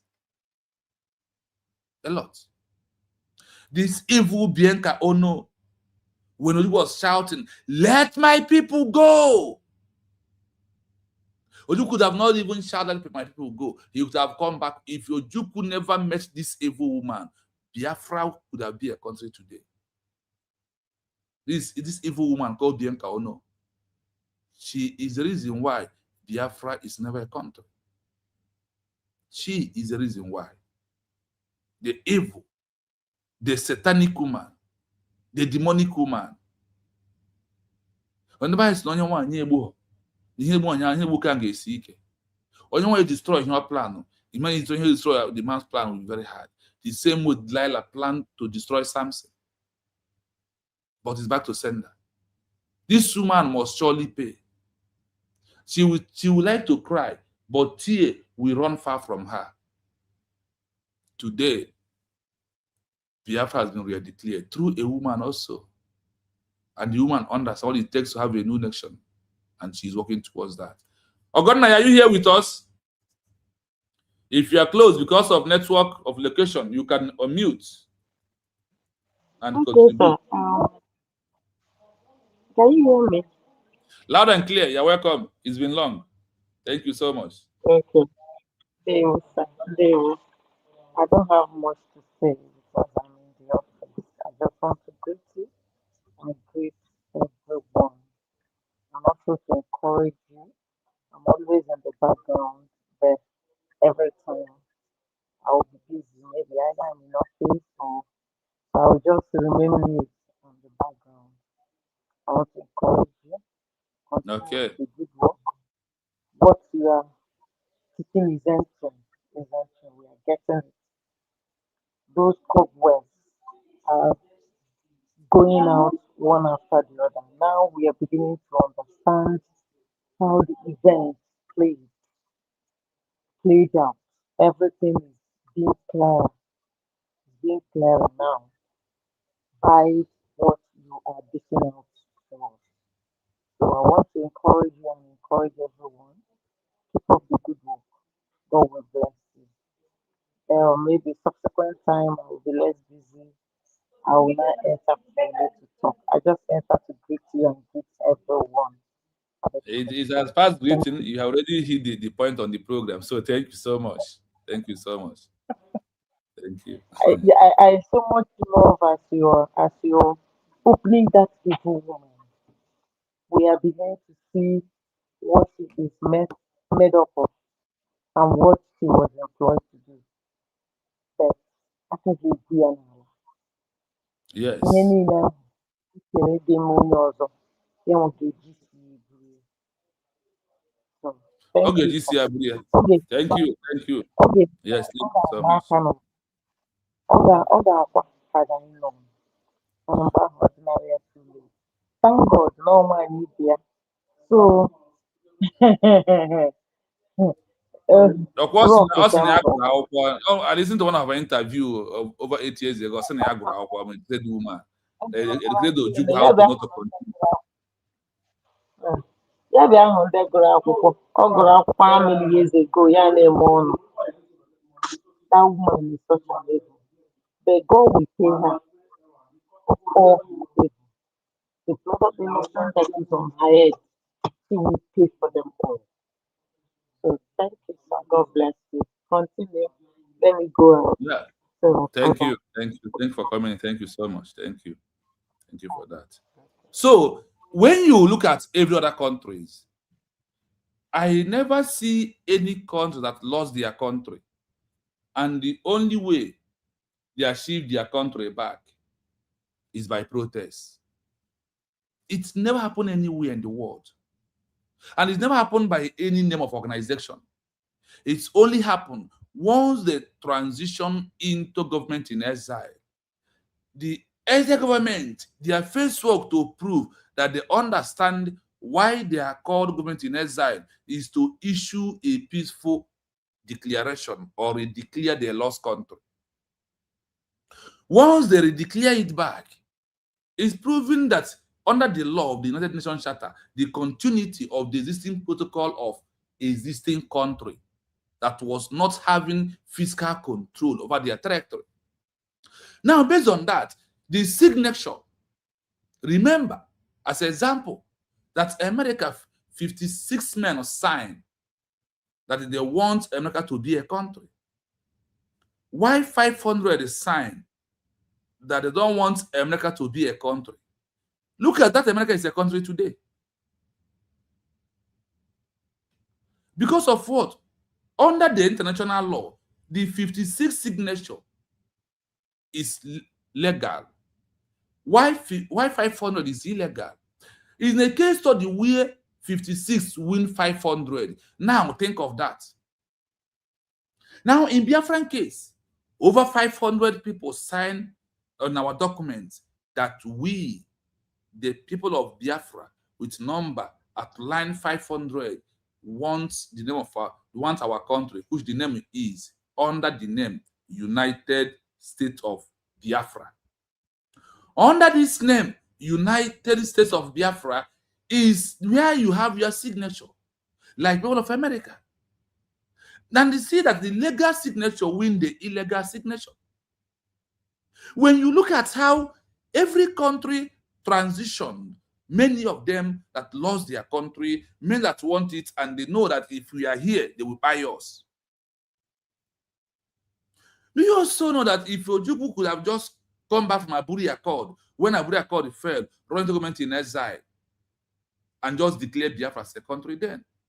Maybe the life we lost today must not be like that. But I am not blaming him, no. I am making a case study where I want to set this threat for you to understand how government in exile sell people from much stress.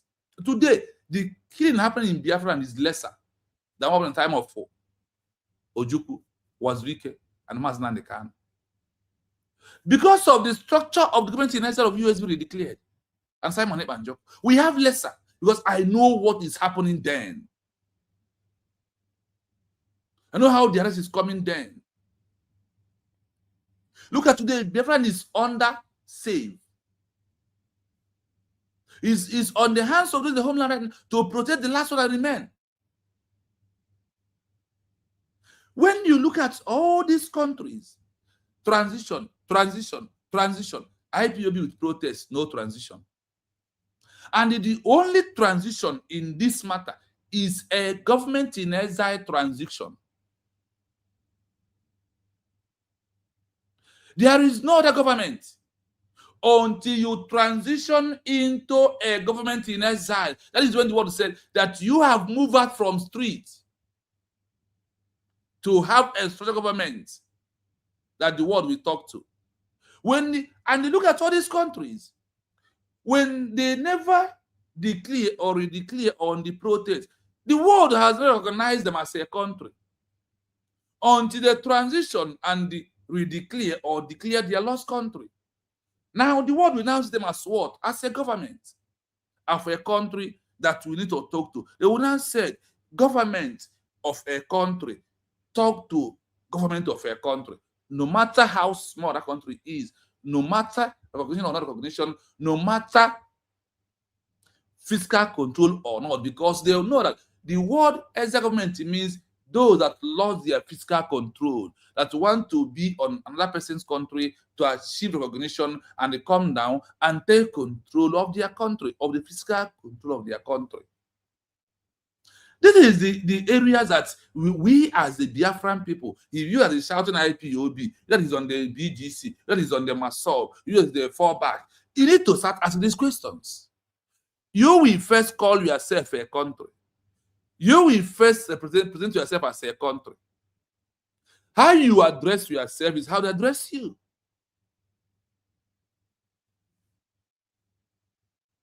This child has been sent to school 14 years without moving out to secondary school. I hope you are going to, as a parent, you are willingly happy to be paying school fees and buy handouts and buy textbooks and buy standards and school uniforms for that child. I hope you'll be happy doing that. If you're an IP, why can't you think? How could you be doing one thing from the time of Mazinandi, they started IPOB organization in London till today? How many years? 14 good years. You are only doing protests. And I have given you an example of how many countries. I have counted over 20 on this program. Now we're on 27. I have counted to you how many countries in this world that how the transitional government in exile, and how they issued the redeclaration of their lost country. Once they redeclare it, they become a country. Despite that they lost the fiscal control. But they are proving to what? The continuity of the lost country. They are proving what? The continuity. That we are a country, that we are here, that we go nowhere. This is how, when are you going to transition IPOB organization? It's already late, because the man with the new dimension that happened the end point has introduced the government in exile.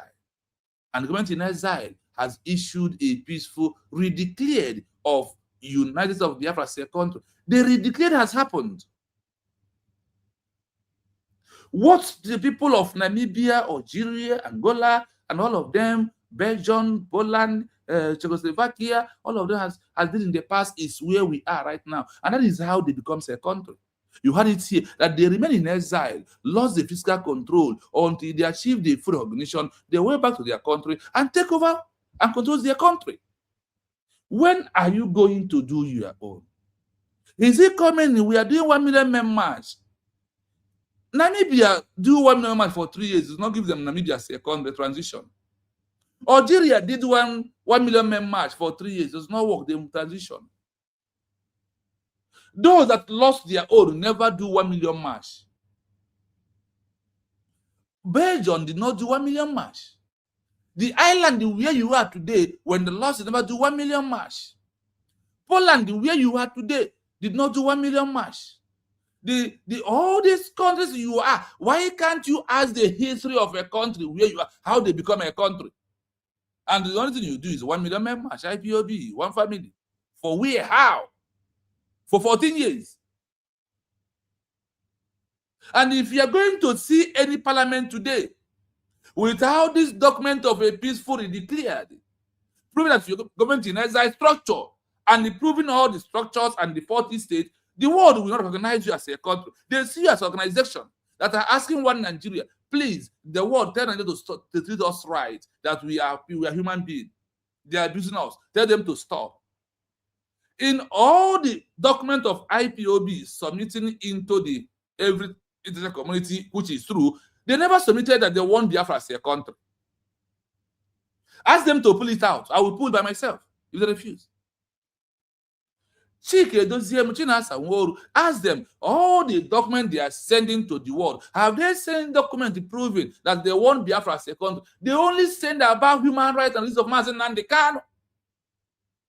They never identify what they want, because you must identify what you want. Like Simon Eber, identify that what we want is the lost country back and introduce the government in exile. What Ojukwu failed to introduce to us because of Bianca Ono, the evil woman, the Delilah,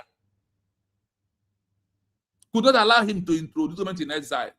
Because at the time that we are fighting, Algeria was the government in exile, Namibia government in exile, Angola government in exile, Eritrea government in exile, Ethiopia government in exile, Zimbabwe, name them.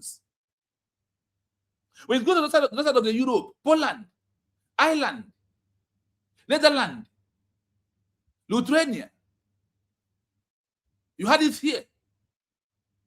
They all introduced, they transitioned as they lost their country. Those that lost their country, they transitioned into government in exile. We lost Biafra. If Ojukwu could have done what the people of Belgium did in 1914, as the first country ever that have used government in exile, achieved their lost country back from the hands of Germany. If we in the 1967 that Ojukwu into government in exile, we are not going to be here with all this rubbish that people have seen on social media today. With Andosho, with your Nekachimezie, with your Bianca Ono. Because if Ojukwu did not marry Bianca Ono, Biafra could have been a country by now, because Ojukwu could have think of having government in exile. But the woman don't want him to talk anything about Biafra.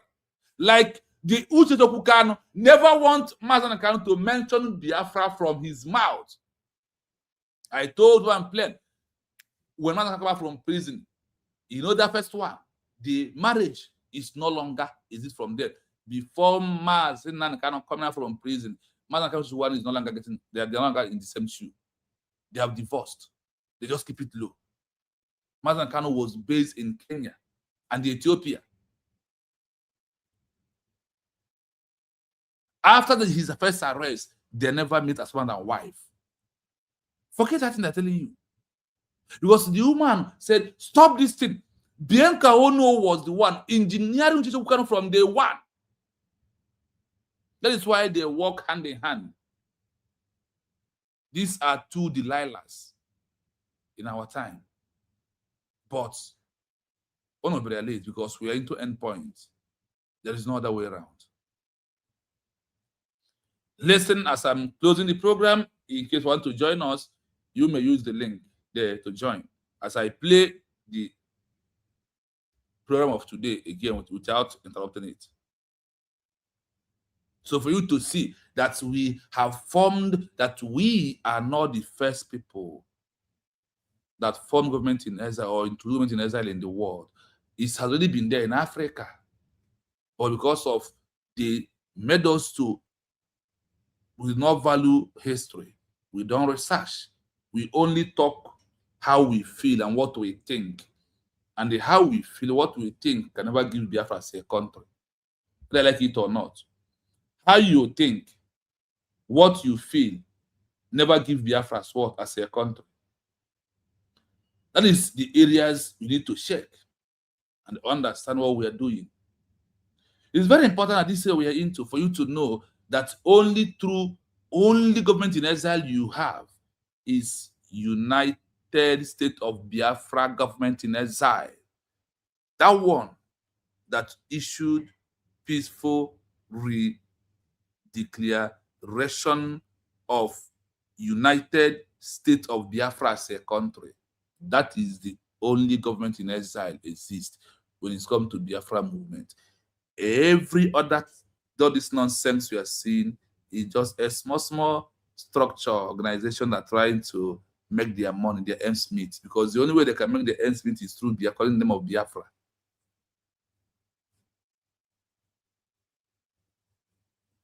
To map out the timeline of when governments in exile, GiEs, and their peaceful redeclarations achieved formal status, we have to look at the evolution of modern international law. While the concept of rulers fleeing to foreign lands is ancient, the actual legal framework of a government in exile achieving formal, recognized diplomatic status emerged out of the crises of the 20th century. 1. The first modern government in exile to achieve international recognition. The very first instance where a government fled its territory due to hostile military occupation, yet maintained its legal sovereignty and widespread international recognition from third-party nations, occurred in 1914 during World War I.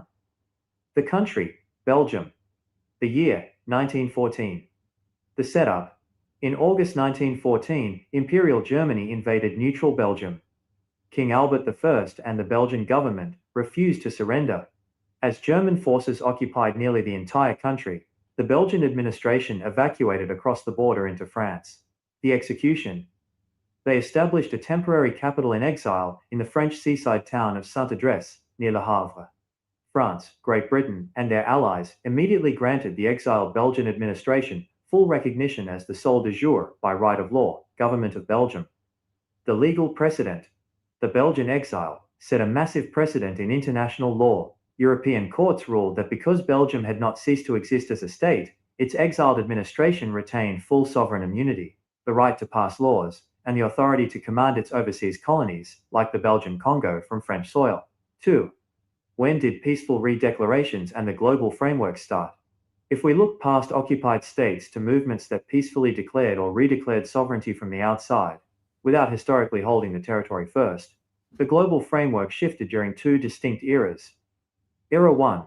The World War I, decolonization pivot, 1918. The idea that an exiled political council could declare a nation into existence and achieve recognition before physically controlling the territory took off at the end of World War I. The blueprint, the Czechoslovak National Council, led by Thomas Masaryk in Paris and London, spent the war years peacefully lobbying Allied powers. In 1918, before the Austro-Hungarian Empire collapsed and before Czechoslovakia physically existed on a map, the US, UK, and France formally recognized this exiled council as the legitimate de facto government of the upcoming Czechoslovak state. Era 2. The codification and golden age of exile recognition, 1939 to 1945. The exact legal term and structural mechanics of a government in exile became a fully standardized instrument of international law in 1939 and 1940. The catalyst. With the outbreak of World War II, London became the global hub for exiled statehood. The British Parliament passed the Diplomatic Privileges Extension Act of 1941, legally granting full diplomatic immunity, tax exemptions, and administrative rights to exiled leaders from Poland, Norway, the Netherlands, Luxembourg, Greece, and Yugoslavia. This is the era where the international community codified the rule that military occupation cannot legally extinguish a government's sovereignty if friendly nations choose to keep recognizing it. Era 3. The post-World War II liberation shift, late 1950s, 1970s. For purely peaceful declarations or liberation movements operating from exile without a pre-existing state lineage, international recognition became highly achievable during the UN-backed decolonization. International recognition become highly achievable through a government in exile. It become highly achievable after a government in exile have issued a peaceful, either if you lost it, you must redeclare it back. If it's a new one, you must declare it back. I am asking you, why is that McArnold issued declaration of Mazen and the Khan in Sokoto? Do you understand it? Do you understand what is called declaration?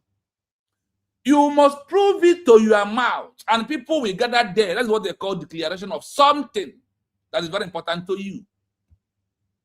For you that lost this country, and they have mentioned the names of people that lost their country.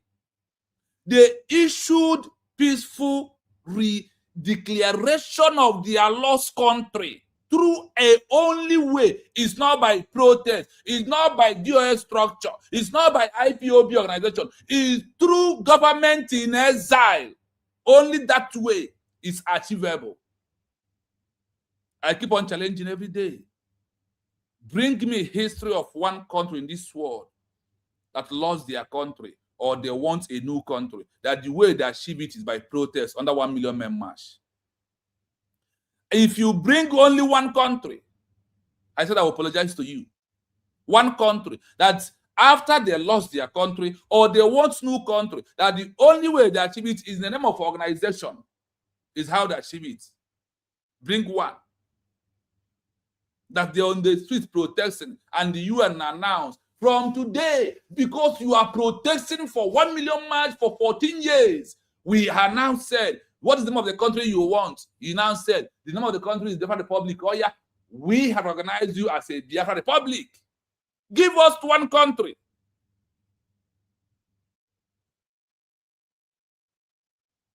Give us one.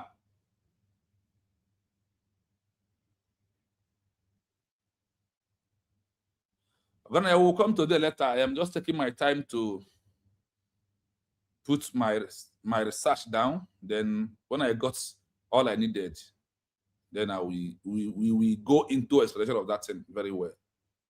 And then cite what it simply means. So there is no way, if you're a Biafran today and you are not supporting USB re-declared, you join Ojukwu and Bianco no. Because this Bianco no stop Ojukwu to introduce government in exile when he run into, you know, after the war, that Bianco no, that Ojukwu run into exile in Ivory Coast, like people of Namibia run into exile in Tanzania, Angola, Zimbabwe. People of Algeria run into Egypt and Tunisia. Ojukwu run. That is where he can do the continuity of the lost country. But the Delilah that killed him, this one poisoned Ojukwu, he died slowly and passed away. While Gowon is alive, and Ojukwu died many years ago. He's been poisoned by Bianco no. He poisoned him to die slowly. If the man comes to talk about Biafra, don't talk. This is how he destroyed him, Delilah. You think that the blood of the innocent 5 million children that massacred by Nigerian government, they will come back to you and they will question you. They will come back and question you. You will like to cry, but tears cannot come out from your eyes. Blood will be far from you. You will open your eyes like this and you do nothing. What we are doing. That is why if I see anybody around me that's talking about USB declared, you are not my brother, you're not my sister. I see you as an enemy. And now that is only way you have had it here now. Belgium was the first country ever in this war that's after they lost their country. They lost in the hands of Germany, German machine. They flew from Belgian territory to France in Paris, form government in exile, issue another redeclared of Belgium and the world recognized them. They are the first country. After 5 years, they achieved recognition. After 10 years, they came back to their territory and took over their territory back. Hey, he declared the Biafra in exile. He claimed your sovereignty, but Nigerian is everywhere. Oko. Don't you hear when Poland declared their own that there is military of the Soviet Union everywhere? Don't you hear about Namibia? That South African military was everywhere. Don't you hear about Algeria? That France military was everywhere until they achieved recognition.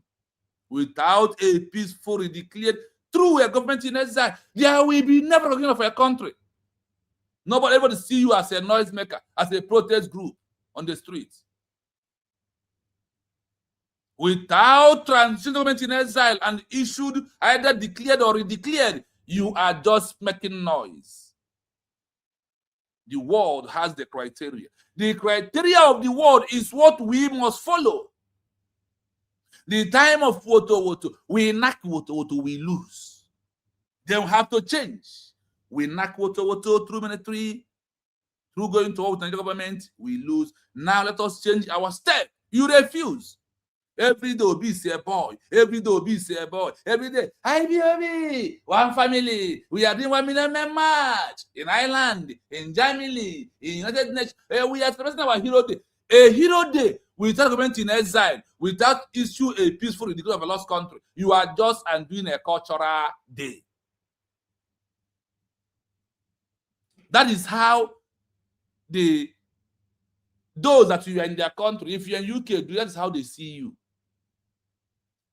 This is how they see you. If you are in UK, you celebrated on 30th, May 30th, and you're under IPO organization, they see you as people that have a right to gather together. But when a government in exile conducts a remembrance of Hero Day, it simply means the continuity of the country. Those that lost it, that we are here to continue from where they stop. That means you want a country, and the world recognizes you. This is how it happens. Listen. Era. The pivot year, 1958. The example. The Provisional Government of the Algerian Republic, GPRA, was declared in exile in Cairo and Tunis in 1958, while France still held absolute heavy military control over Algeria. After Algeria declared it, that France still hold every territory of Algeria until Algeria achieved diplomatic international recognition. Remember, government in exile, 1950. Remember our own case, 1976 to 1970. If Ojukwu could have introduced government in exile to the Biafran movement, by now, all these things that we are seeing could not be happening. But it might be happening. We are going to one of the bad countries. That's what Ojukwu government is waiting for this time, that when we achieve Biafra with a good people that has the mindset of how a country is being ruled and how a country must be governed. That is why this time. And God also wants us to value our country. Because if these people that are today against Biafra as a country, if Biafra was a country, they will be at a wrong party, trying to make Nigeria look like, trying to make Biafra look like Nigeria. If so, that is why we at this time we are into is the best time. This is our best time. So do not allow this best time to be wasted. You can't waste this time because of what? The document of our declared is in every office. Out of over 100 and something countries have received our peaceful resolution document with the signature of those who said that they want Biafra. They never declared Biafra in Finland. Do not mind them. The criteria for recognition is not being given by any Biafra. The criteria is not being given by Nigeria because Nigeria is the oppressor.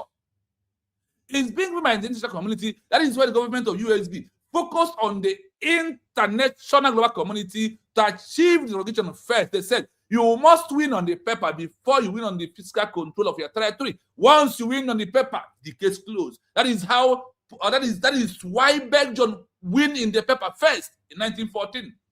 And they can be able to take their country back from the hands of the German machine that was occupying all the territory of Belgium. Soviet Union against Poland, France against Algeria, South Africa against Namibia, Are they not country today? But remember that all 2 of them or 5 of them has what? Government-in-exile criteria. And the issue a peaceful declared or declared. And today they are a sovereign nation fully. That is where we are. So you must donate to USB redeclare. Stop wasting time. Donate. We need the government need money. They are doing your own. They are doing their own. What are you doing your own? What are you doing? Sure. That's all you do. 1 million men march. Bonzo. Mad people everywhere. For 14 years. IPOB has lasted for 14 years. With protests. I told you I was protesting heavily with heavy heart on the street of Biafra. That we will be on this protest one day that UN recognized Biafra as a country. I never knew that I was just making up, asking them to make Nigeria to be a better place. That is what the protest is all about. That is how the United Nations, the ICJ, this is how they see your protest. That is why we are dying on the protest. Nobody does anything because they said the protest is the internal matter of one Nigeria. But through an external remedial section, which is redeclared of a lost country, you have given them power to talk about Biafra as a country. That is why today the Biafra map is back in the world map. On top of it, United States of Biafra, or it's in the IPOB organization. Your awareness is for them to make Nigeria a better country, that Nigeria is not treating you nice. That is what you are doing. That is how the world will see it. The truth must be told. Algeria achieved their country. Namibia achieved their own. Eritrea from Africa.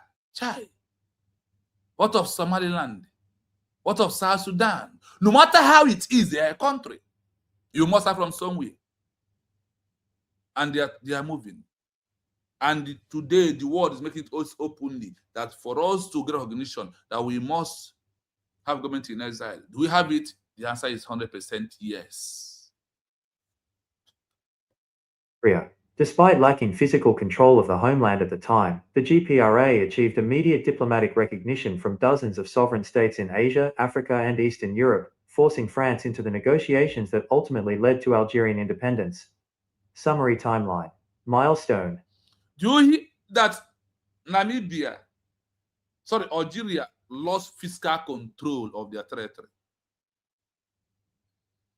They went into exile, issued declaration. They stay in exile over many decades, over 3 decades. 3 decades is about 30 years. They achieve recognition. They come back and take their country back. You had it that they lost their physical control of their territory. Why have they issued their sovereignty? They have declared their sovereignty. They lost it. They are not in control until they achieve diplomatic recognition and they come back and take over their territory. That is the same case of US declared. The history is repeating. And you are on the right track. Country/entity. Year. Significance. First recognized GIE, Kingdom of Belgium, in France, 1914. Established that Kingdom of Belgium, we are in France, not in Belgian territory. They was organized as a country why they were still living in France. Kingdom of Belgium in France is where they organized. They lost their physical control and they were recognized in France as the government of the people of Belgium, and they declared their sovereignty, and until they achieve recognition, they come back and possess their territory, and the Soviet Union or Germany disappeared from their territory. What are you saying today? Do you know about all this history? That is how other countries achieve. That is how we're going to achieve it also, because it's the same international global community that recognized them, introduced the law that we are following today. The template is not being set by us after our peaceful declaration. The time of our own local template is over. It's time to maintain international global template for us how Biafra recognition as a country. Take it or you leave it. the state's legal sovereignty survives territorial occupation. First recognized pre-state declaration. Czechoslovak National Council, 1918. Allies recognized an exiled political body. before the physical state was carved out. Formal legal standardization. The London Allied Governments, 1939-1940. Host states passed specific domestic laws, granting extraterritoriality and state immunity to exiled structures. Decolonization, exile recognition. Provisional Government of Algeria, GPRA. 1958. Global recognition shifts toward the right of self-determination, recognizing exiled declarations over domestic occupying powers. I hope you listen how others achieve their own. This is how we are going to, and that is where we are as of this time.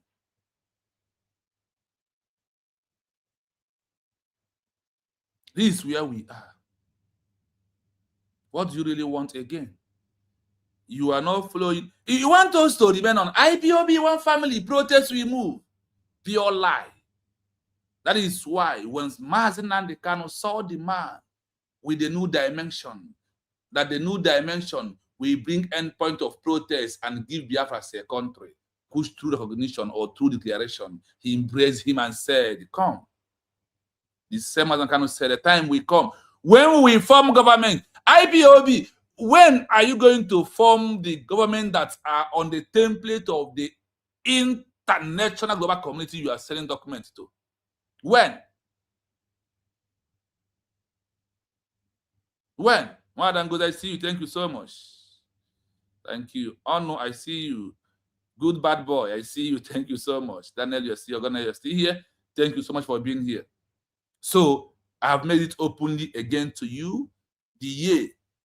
The first time ever in the world government-in-exile was introduced, and those that have used it to achieve their country after they have lost it is Belgium, followed by Czechoslovakia. Algeria in Africa is involved. Poland is involved. Lithuania is involved. Luxembourg is involved. Baltic State is involved. Eastern is involved. Algeria is involved. Namibia is involved. Kenya is involved. Angola is involved. These are many more like that I can count for you. Not by protest. Namibia protested for 3 years and said, protest cannot give us our country. They transition into the said, Poland said, Namibia said, we check history and follow the example of Belgium and their country. You must follow example. You must follow history. In your family today, you are repeating the history of the family. So only in Biafra movement that history will not be repeated. I am doing it this way to every layman understanding. I'm not here to speak bogus English for you. I'm here to break it down where you will understand and I will understand it. This I don't romance the word. I say the way it is. I put the word the way it is.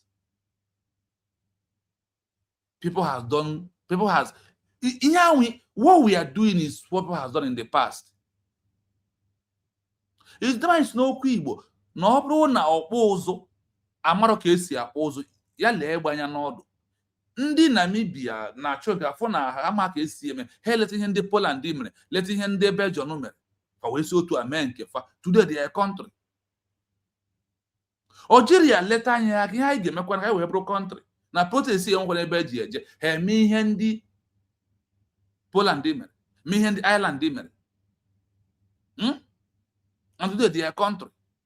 And you 3 years you are on 14 years of IPOB organization, 14 years with only protests making us social media.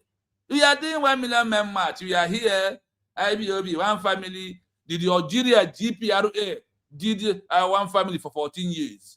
Did Namibia Namibia SWPO did SWP one family for 14 years. Umokoko you cannot ask questions. You have phone, you have laptop, you have gadgets in your. Why can't you ask question of a history of country where you are? When you come, if I give it to you, tell me I'm doing 4 minutes. So I am calling country like Belgium Now, Governor Faji, now in the year of 1914, that the transition, they leave their threat and run away, run into France, government in exile, issue a return of their country, and this is social media. I am not here to lie like you. I am not here for propaganda. I am here to give that information for you to know that USB declared is the only way out. And the government is on point. There's nothing you can do to stop USB redeclared.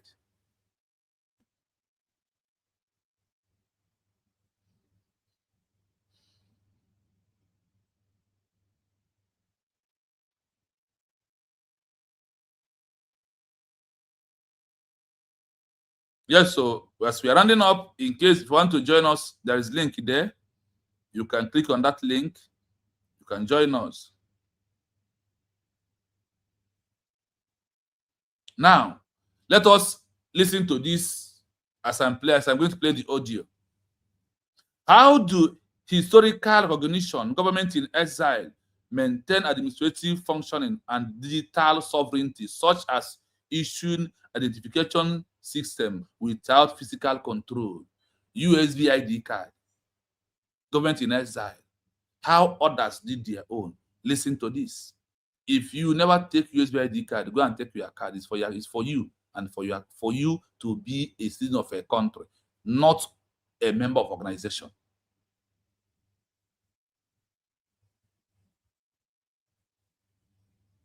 You are going to go into this analysis tomorrow. When a government in exile, GIE, or a newly declared sovereign entity loses or lacks physical control over its homeland, its survival depends on transitioning from a territorial state to a functional, administrative state. Historically, this was achieved through physical diplomatic networks. In the modern era, it relies on digital sovereignty, the ability to maintain a legal and administrative connection to a population entirely via cloud infrastructure, secure databases, and decentralized networks. 1. Establishing a legal backstop, the role of the host state. An exiled administration cannot operate in a vacuum. It requires a physical base of operations that is legally protected. This is achieved via extraterritoriality. A welcoming host nation grants the GIE's headquarters, embassies, or designated offices the same legal status as foreign embassies. Within these specific physical walls, the domestic laws of the host country do not apply, allowing the exiled government to collect taxes, often voluntary liberation taxes, hold cabinet meetings, and run administrative offices legally without violating the host nation's sovereignty. 2. Issuing identity and travel documents. The issuance of national IDs and passports is one of the ultimate assertions of sovereignty. Without a territory, a GIE makes these documents functional through bilateral negotiations and international standards. Bilateral recognition. A passport is only as good as the foreign customs agent looking at it. Historically, GIEs negotiate directly with friendly nations to ensure their passports are accepted for travel or residency. For example, during the Cold War, the exiled legations of the Baltic states, Estonia, Latvia, and Lithuania, continued to issue valid passports from offices in London and Washington, D.C., which were formally accepted by the US and UK. ICAO standardization. Modern identification systems heavily rely on conforming to the International Civil Aviation Organization, ICAO, standards. Even without a state, if an organization can secure an ICAO issuing country code or work through a proxy-friendly nation, its digital biometric IDs can be read by international airport scanners. 3. Digital sovereignty and data embassies. The modern blueprint for surviving territorial loss is rooted in cloud-based statehood. If the physical ministries are inaccessible, the state's registers, birth certificates, property deeds, citizenship logs must exist completely outside the physical reach of the adversary. The pioneer of this concept is Estonia, which created the world's first data embassy in Luxembourg. The data embassy concept. A data embassy is a secure server room in a foreign country that enjoys full diplomatic immunity. It is considered sovereign territory of the home country. If the physical nation is invaded or occupied, the entire government, its digital IDs, financial registers, and legal frameworks can be booted up instantly from the cloud, allowing an exiled administration to govern digitally from anywhere in the world. 4. Modern tools of decentralized administration. To manage a population of thousands or millions across a global diaspora, modern exiled movements use a specific stack of digital infrastructure. Administrative pillar. How it functions. Sovereign cloud infrastructure. Private encrypted servers, hosted in highly secure friendly jurisdictions to prevent cyber attacks from the occupying regime. Digital ID and PKI. Public key infrastructure. uses cryptographic keys embedded in mobile apps or smart cards, allowing citizens to legally sign documents and vote securely from abroad. Decentralized registries, encrypted databases/blockchain, ensures that once a citizen is registered or an identity card is issued, the record cannot be wiped out or altered by the adversary. Through these combined methods, leveraging international law for diplomatic protection on one end and deploying encrypted cloud architecture on the other, a government can effectively decouple the concept of state administration from the physical earth. I hope you heard it clearly. Tomorrow, we are going to do analysis on this program tomorrow. So why you have to accept your USB ID card? Why is this the way in this 21st century? And they have given us an example. In this 21st century, those that through this means they have achieved their country again. There is no need to panic. If not USB are declared, Ebra one chance.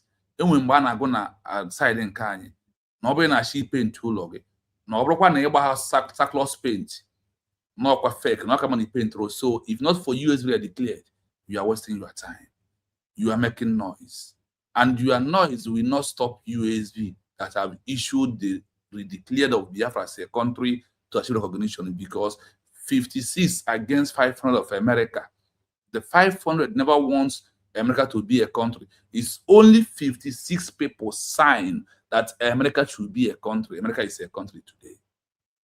You will understand it. So please, I urge you to stay on USB where declared and never move. I will give you the last voice audio on what we have discussed today. So please, have it at the back of your mind and stand strong. USB, as your nation, is what the world is waiting for us to give to them. The document of this declaration told us that without this declaration document that we are making noise, Ogenkere is building his own political interest in America. He's not fighting for Biafra's recognition. Nothing like that. Nothing. The same thing IPOB is there for political pressure of Nigeria, that if they refuse to do this, we will do that. That is what they are doing. Trade by barter. We are not for that. We are that Biafra must be a country. We must restore it.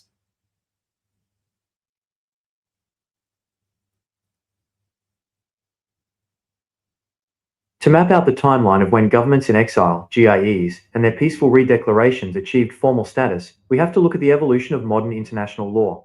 While the concept of rulers fleeing to foreign lands is ancient, the actual legal framework of a government in exile achieving formal, recognized diplomatic status emerged out of the crises of the 20th century. 1. The first modern government in exile to achieve international recognition. The very first instance where a government fled its territory due to hostile military occupation, yet maintained its legal sovereignty and widespread international recognition from third-party nations, occurred in 1914 during World War I. The country, Belgium. The year, 1914. The setup. In August 1914, Imperial Germany invaded neutral Belgium. King Albert I and the Belgian government refused to surrender. As German forces occupied nearly the entire country, the Belgian administration evacuated across the border into France. The execution. They established a temporary capital in exile in the French seaside town of Saint-Adresse, near Le Havre. France, Great Britain, and their allies immediately granted the exiled Belgian administration full recognition as the sole de jure, by right of law, government of Belgium. The legal precedent. The Belgian exile set a massive precedent in international law. European courts ruled that because Belgium had not ceased to exist as a state, its exiled administration retained full sovereign immunity, the right to pass laws, and the authority to command its overseas colonies, like the Belgian Congo, from French soil. 2. When did peaceful redeclarations and the global framework start? If we look past occupied states to movements that peacefully declared or redeclared sovereignty from the outside, without historically holding the territory first, the global framework shifted during two distinct eras. Era 1. The World War I, decolonization pivot, 1918. The idea that an exiled political council could declare a nation into existence and achieve recognition before physically controlling the territory took off at the end of World War I. The blueprint, the Czechoslovak National Council, led by Thomas Masaryk in Paris and London, spent the war years peacefully lobbying Allied powers In 1918, before the Austro-Hungarian Empire collapsed, and before Czechoslovakia physically existed on a map, the US, UK, and France formally recognized this exiled council as the legitimate de facto government of the upcoming Czechoslovak state. Era 2. The Codification and Golden Age of Exile Recognition, 1939 to 1945. The exact legal term and structural mechanics of a government in exile became a fully standardized instrument of international law in 1939 and 1940. The catalyst. With the outbreak of World War II, London became the global hub for exiled statehood. The British Parliament passed the Diplomatic Privileges Extension Act of 1941, legally granting full diplomatic the London, the UK, the British that is against us become the home of exile government. In this world, if you have 50 exile government, 45 based in UK. This UK, this British that don't want us to be a country that is killing us today, because any killing that is going on in Biafra land today is being supervised by British. They are the one. Look at them, they are the home of exile government. And you look at Norway, Netherlands, Ireland, look at many countries, they mentioned their name here.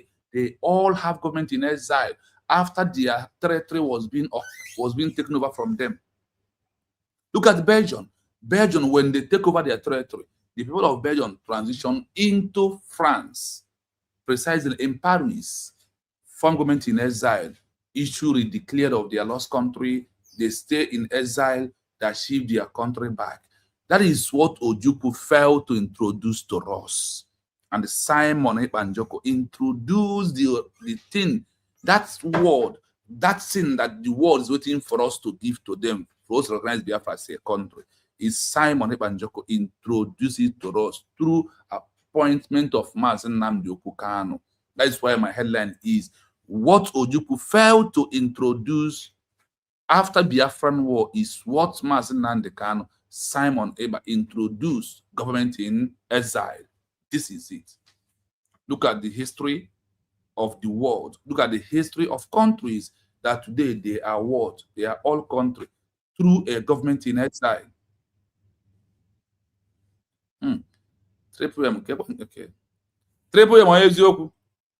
It just come at time and I want to round up. So you can have the mic. Thank you so much.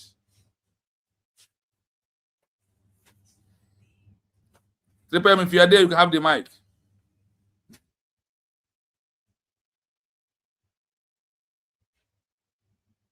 Immunity, tax exemptions, and administrative rights to exiled leaders from Poland, Norway, the Netherlands, Luxembourg, Greece, and Yugoslavia. This is the era when the international community codified the rule that military occupation cannot legally extinguish a government's sovereignty if friendly nations choose to keep recognizing it.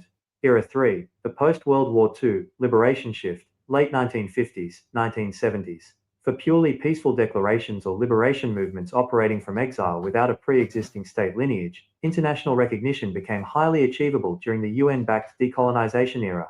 The pivot year, 1958. The example.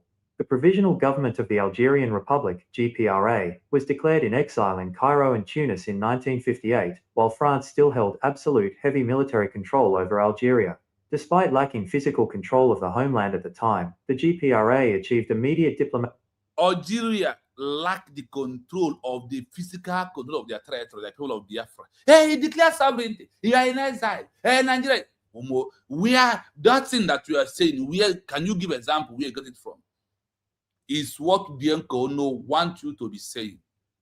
Is that Bianco Ono stop Ojukwu from introducing to us the evil woman? That is what you are representing. Anytime you comment, you claim you declare Biafra, the sovereignty, but you are in exile. Nigeria is occupying everywhere. That is what Bianco Ono wants you to be saying with Mazi Nnamdi Kanu's wife, the ex-wife, the two Delilahs of our past of our leaders. The two Delilahs. Recognition from dozens of sovereign states in Asia, Africa, and Eastern Europe, forcing France into the negotiations that ultimately led to Algerian independence. Summary timeline. Milestone. Country/entity. Year. Significance. First recognized GIE, Kingdom of Belgium, in France, 1914. established that a state's legal sovereignty survives territorial occupation. First recognized pre-state declaration. Czechoslovak National Council, 1918. Allies recognized an exiled political body before the physical state was carved out. Okay. Formal legal standardization. The international community recognized government in exile before they even carved their physical territory. And on the case of Czechoslovakia, the government in exile was first granted. The world has granted recognition as a country. Upon that, they never even carve out their territory. Talk less of we that have carved out our 40 states, proving the world how ready we are for us to have Biafra as a country. And you think all words, government in exile, listen and listen good.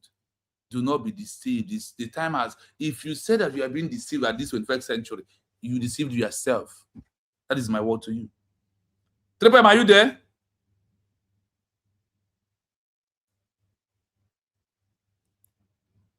Trepem, anytime you come, you open your mic, then I will pause the audio. Even the audio. Oh, sorry, my brother. Sorry, I'm busy. I'm kind of busy. Sorry about that, brother. Sorry. Thank you so much. Thank you so much for the time. Yeah. Thank you so much. Initially, when I popped up, your network is bridging. It's cracking. Yeah, thank you so much. Let me go closer to my Wi-Fi. Can you hear me now? Loud and clear. Now it's okay. I don't know. It's okay now? It's okay now. It's okay now, yes. It's well, this thing is funny. It doesn't want to connect to my Wi-Fi. It's on my normal mobile phone. Okay, that's cool, brother. Yeah, thank you, my brother, for the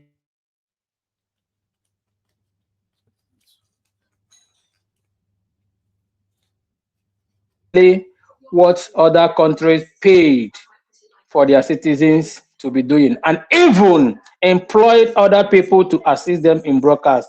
But we are doing this because of your love and your freedom. I once told Mazi Kelena, when as a statement he made last time, you know, sometimes he usually tries to shake the table and see the reaction of our people.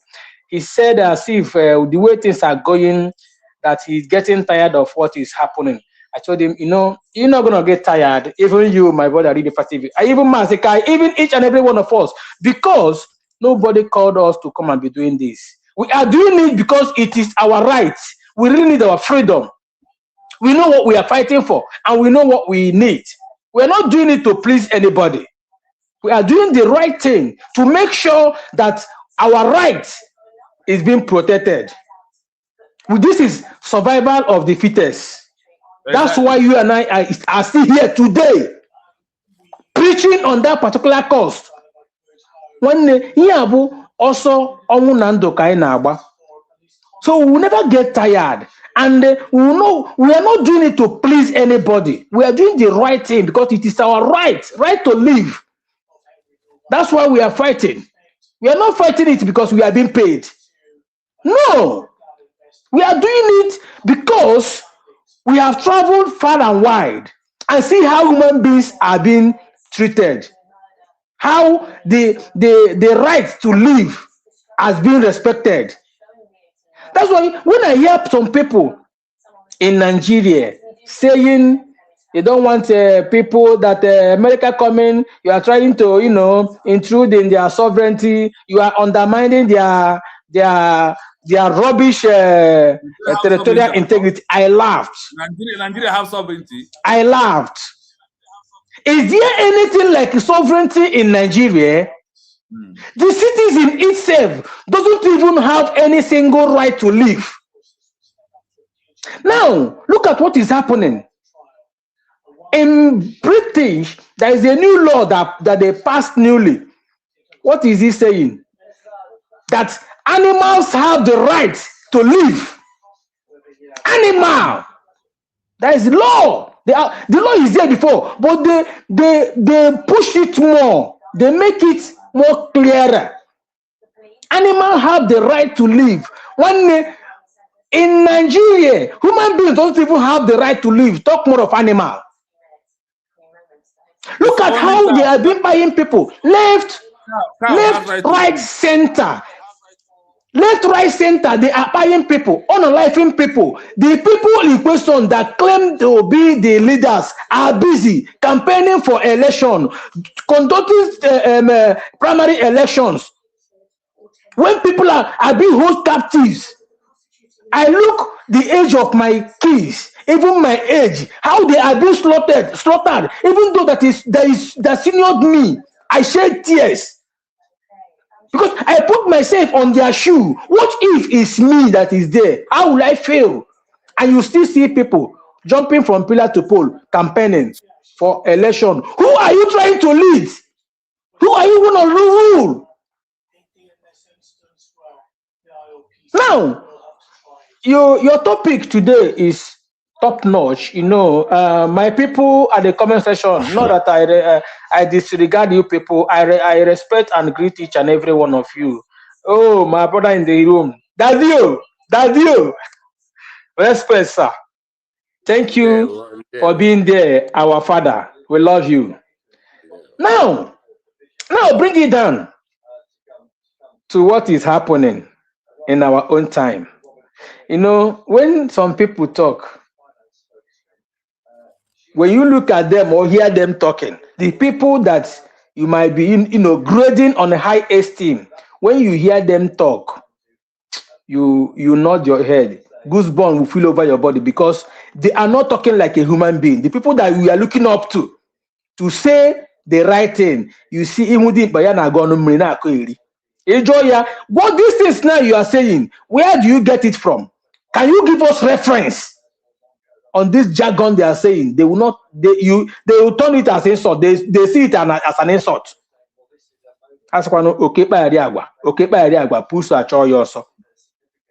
Our brother, our father, our internal leader failed during his own time due to the people that surrounded him.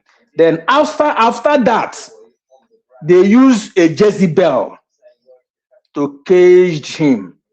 I wrote at the comment section that woman of his was the woman that eyed that man. Yes, with now poison. A slow poison.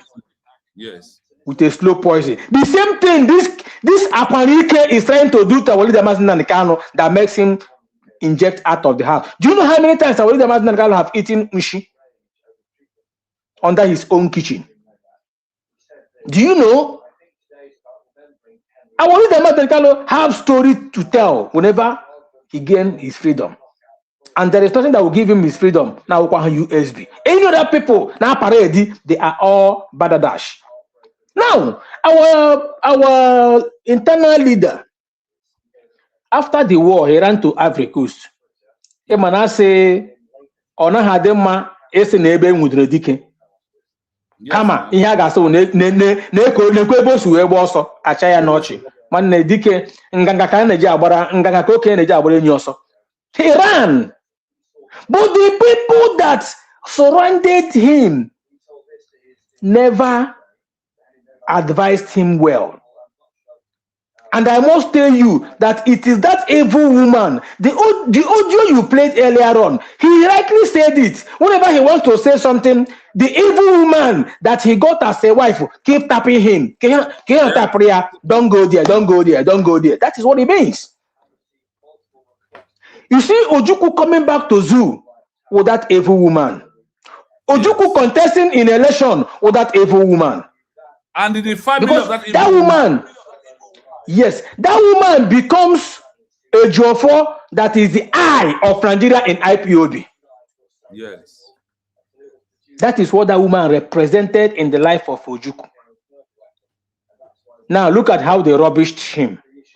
Which that period that high rogo and for some countries say now look now fight for today, Hanina Wachana country, we are still struggling. You know, yes, that is why some people say case of Algeria, yes, Libya, is our country. Yes. I didn't be like now our leader, internal leader, were somebody that encouraged him, guided him. He can be in exile and recruit people again, our people. The But they use that woman, ya rikwe no ukwu ya okay Belgium. Na atagashe nwa nwoke ma. Even that woman can even come back to zoo. Ha gbajo ishi ya ga ebe ngagba ya nna ukwu lota, no problem, everything ebiele, that everything has been settled. You are now one. You don't need to do this. Nobody is after you. You don't do this. Happens the course. Ya lotazie biazie na one Nigeria bia contest ale no ta shiro bishie ya wo ya n'ala. Mana ichi gba m na ya ha kpọrọ the result awa gbota ashika owo. That thing happened. Sorry, we did na local community ya nwanne ejibota ashika owo, ejibota ashi. The robin akwanya na ha na ago 1 to 100 to 1000. Akwanya ka ha na ago. Oh yeah. And when you see people, Nigeria will be good. Nigeria got them. My prayer day and night. Anybody supporting one Nigeria, praying for that useless contraction to work. May it happen to them. May it happen to them. At this stage. Now, when you look at all those people that feel that they are well read, they don't even want to acknowledge USB that replicated the same thing. Some countries that stood today as a country, the same route they follow is where USB is following. Yet, Hana IPOB na 100 men. Even the lawyers, how can I no fully aware that our leader must not a freedom fighter. And maybe a freedom fighter or press someone arrest, a happy like that, more to release it. Or are they stupid? History is being made for you to use the history and learn a lesson. Yet our own people are being so naive. As if their own case is different.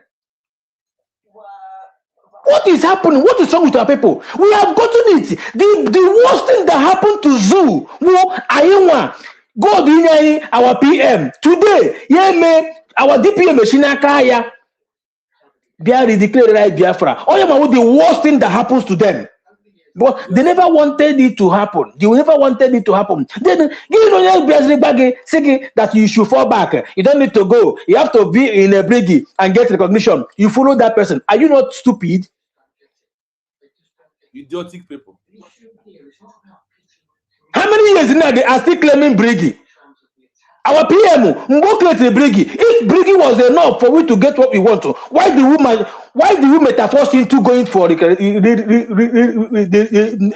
declaration? Today we have moved on. What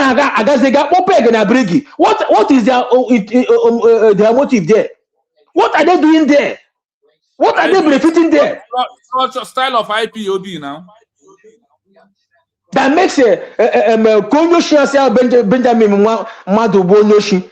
Who instructed Simon to go and get government in exile? Do we tell him we want government in exile? We don't want it. Even the freedom fighters, stupid set of people.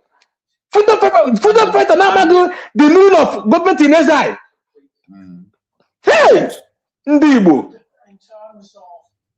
Say no, Biafrans to wake up. If the situation of Nigeria today is okay by you, keep on supporting them. But if it is not okay by you and you are fighting against what we are doing, may Nigeria happen to you, happen to your generation. You say? What a nonsense. Even they don't go. All these things you are query, Mandika GPC, EFCC, HIV. Tell us the country that use that group to secure a country.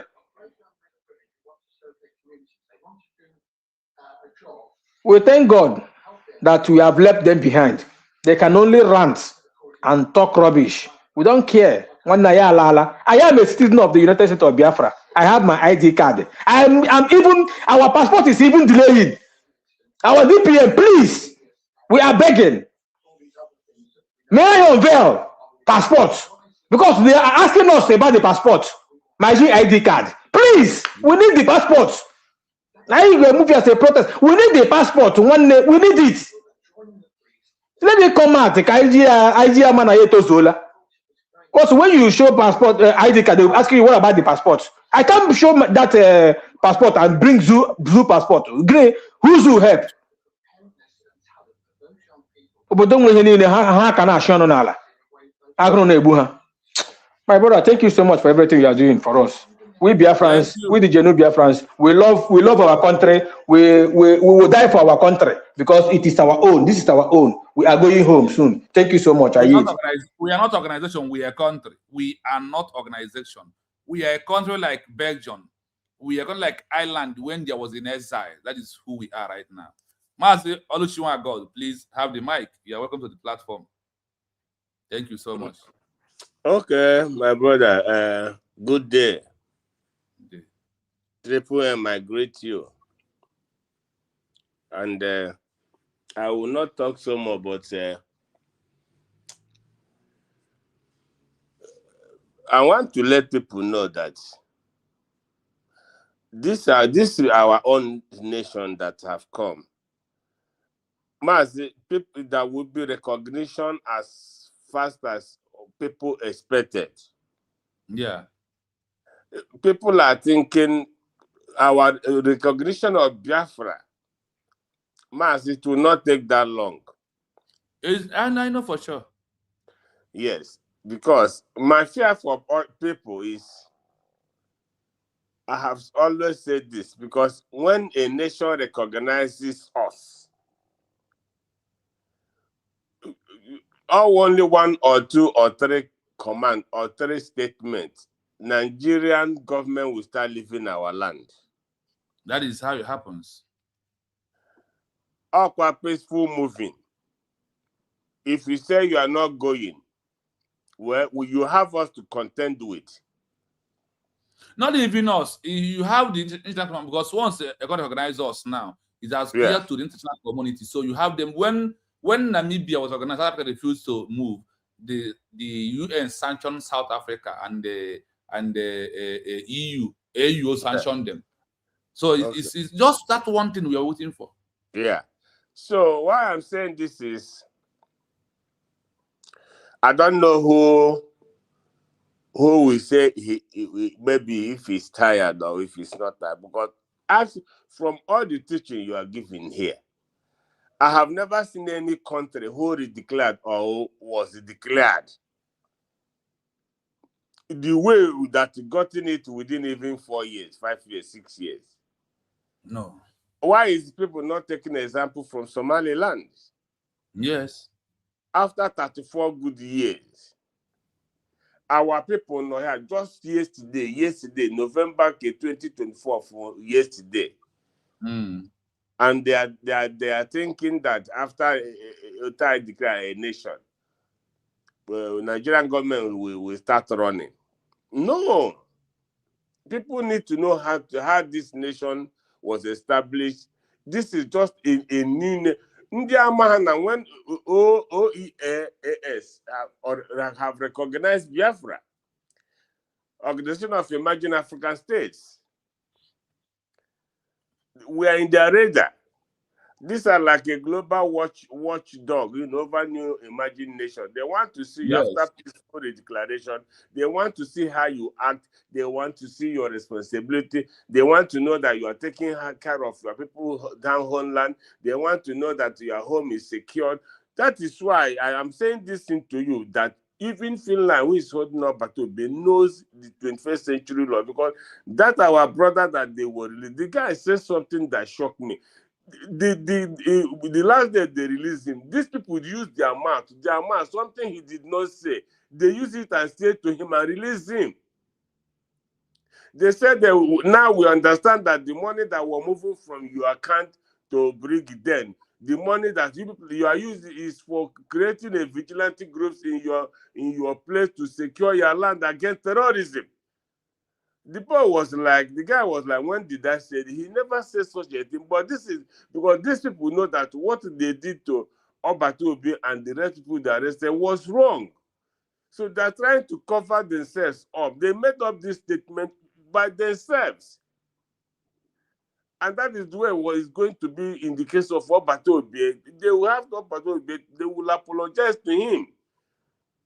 Because the same guy who the money was leaving his account to 1,500, 500, 600 to bring it then. These are heavy donors of when Obato was here. Yes. It was after all those their shenanigans. The last day is for after they released him, he came back. They used their mouth. My brother, I'm telling you, I was with him. He said the thing shocked him. They used their mouth and make a statement to release him. Now we now know that you are not a terrorist. We now understand why this money was going to the brig. Then it was for you. They use it for local vigilante to secure the land against terrorism. The guy said he was just laughing in his mind. He said because they knew what they did. And he said they were giving money to them. So why they are holding on Obato Ebe, just because they know Obato Ebe is a high-profile person. So I'm just saying that on my own. You understand? It's a high-profile. Yes. They know that if, for example, they release them and give them money, no matter how small.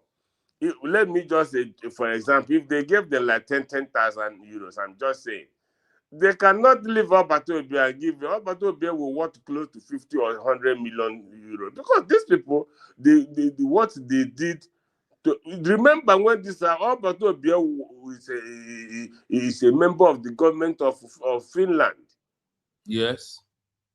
He's also in the reserve military of Finland. Yeah, he only resigned, because he was in charge of transport. He only resigned recently when he had a man with Risi or Filizeko head to the end. That was it. So they have him to contend with when he comes out and make up because this is what they have to deal with. Yeah. Nigeria cannot just come. He did this. They didn't no investigation, no nothing. Just like Nnamdi Hamadike Nona and I say didn't they make the thing in Nigeria? And they take over everyone. They clean everyone. Like yeah, this our brother look, look, sometimes in my closet, I see that Muslim now watch, now reflect. I want to ask you this question. Having known the ways and means people have gotten their recognition, what people have done, the consequences of those who did not support, the consequences of those who said they don't want to be free, the consequences for those who say who down on Egypt, that they are going nowhere. That can God ask them to live where they are enjoying cucumber, enjoying akere. Fried egg. Why? A lot of them resisted, but even some get at the point, here again. Moses have brought us here again. What is he doing? Is it he come here to bury us? Even when they open the Red Sea, somewhere still were like septica. Is this rain? Some are afraid to walk into the part of the Red Sea. In their presence, I saw my fear. Look, let me tell you. I'm recognition, Amaga pass law. I didn't show that is a single person. The guard already. Yeah, man, the law, yeah, not the constitution. I don't think anybody will be forgiven. One only not joining this trend now. Only not joining this trend. 1 second.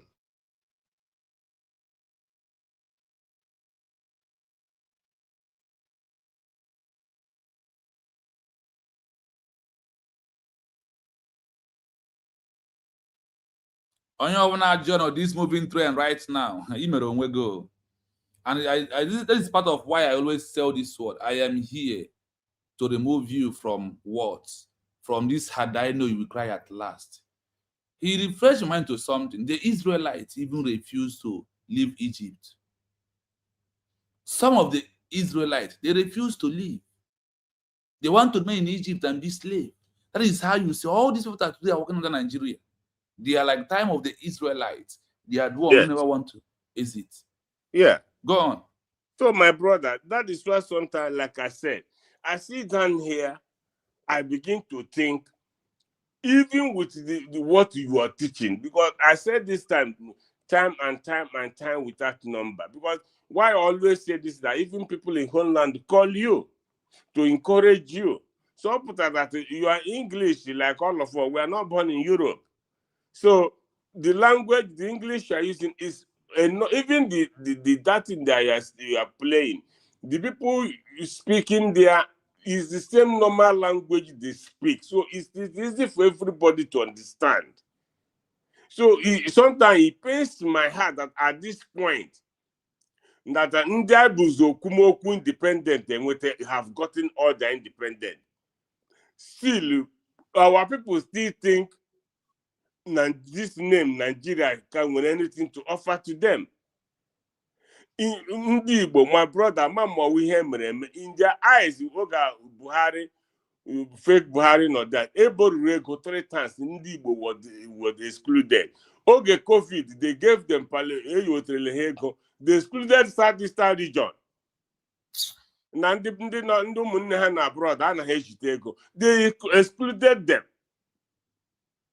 Ndị Igbo prefera mmadụ iweta 20 container ya ebu all the way from Lagos agasi etizere ndị amị na police na custom ha na hụkwa ha n'ụzọ nara ha ego, instead of ndị Igbo ka ịgbakọ aka ọnụ ka anyị laa ahịa gị n'ala alọta n'Ọnịcha direct, ibiro were ahịa gị na-abata ya abata n'Uguta seaport. Ịnọ Ọnịcha ka ga-abata n'Ọnịcha, ịnọ Igwe-ọcha ka ga-abata n'Igwe-ọcha seaport, ịnọ Warri ka ga-abata na Warri seaport. I want to conclude because I don't like to waste time most time. This Biafra, the early declarer. Ihe ndị mmadụ don't know understand anything concerning Biafra. On our way different, you made something that caught my attention here, that if Ojukwu had known, Ojukwu is well read, but let me tell you, well read, my brother, it's not well thinking. Ojukwu got the best university in Oxford in the UK. He came back home, brought himself down to become an ordinary recruit before he rose to the rank he was. But if Ojukwu have in Côte d'Ivoire, we have a government in exile, na homeland hope. We would have gone home many years back. Yes. This is what Obatobe brought to the table of Ohamadike. Say, onye ndu lekwe ihe nji. Ojoro ya onwe no na table. All these foolish people, man, this is how we do all rubbish. Ohamadike says Simon Mba. Are we not here when he asked the question? Yes, now. Also, when he had on a table. Even sorry, Nnamuku, mgbe ọ na-achọ 100 men na hapụta ha na-aja ọgwụgwọ na nga ka ọ bịa na ha na-akọ iri atọ 100 men. Onye ka anyị na ha na-eme 100 men? Mad people everywhere.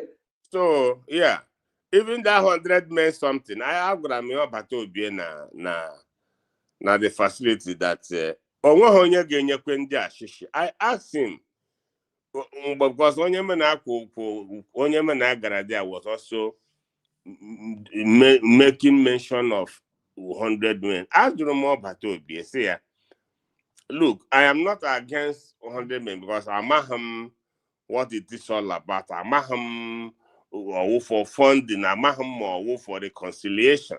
And I'm okay, if all of the people were reconciliation, like Batobi, since then they were constituted. Who have they met? Have they met anybody? They have not come to confront the United States of Biafra. They haven't done that.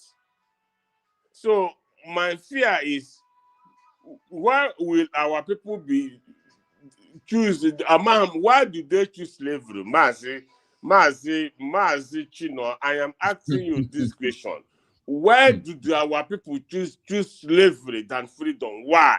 Why I ask, please, because you should know better than me in your research. Why did the people, our people, choose slavery than freedom? Because look at what Soludo said. Nigeria ndị Igbo Nigeria na-atụ ụjọ na ha la Nigeria da aka. Soludo say our contribution na GDP of Nigeria 8%. Somebody pro that's the Njibag ihe Ojukwu mere in Cote d'Ivoire. Why he did not do what he did? Professor Auhu when not for critical thinkers. All no Ojukwu as well as he read. Omaha then not government in exile, and nobody told him because you can't know everything. Now look at what a professor. My own daughter when Uma come here. When a thinking faculty crash Soludo, they have brain more than Soludo. My daughter, my son, how when a brain crash Soludo? How can somebody in Nigeria know where na told John if these people leave Nigeria? Ndị nọ n'isi doctor ha na-ekwu every na ọnwụ Igbola Nigeria ada ka this efulefu mepere say na Nigeria I collapse that Nigeria will move on, that contribution ndị Igbo in 5 Eastern region, the contribution ha na GDP growth of Nigeria 8%. Then let's go ndị mege the GDP. Ndị Igbo put importation.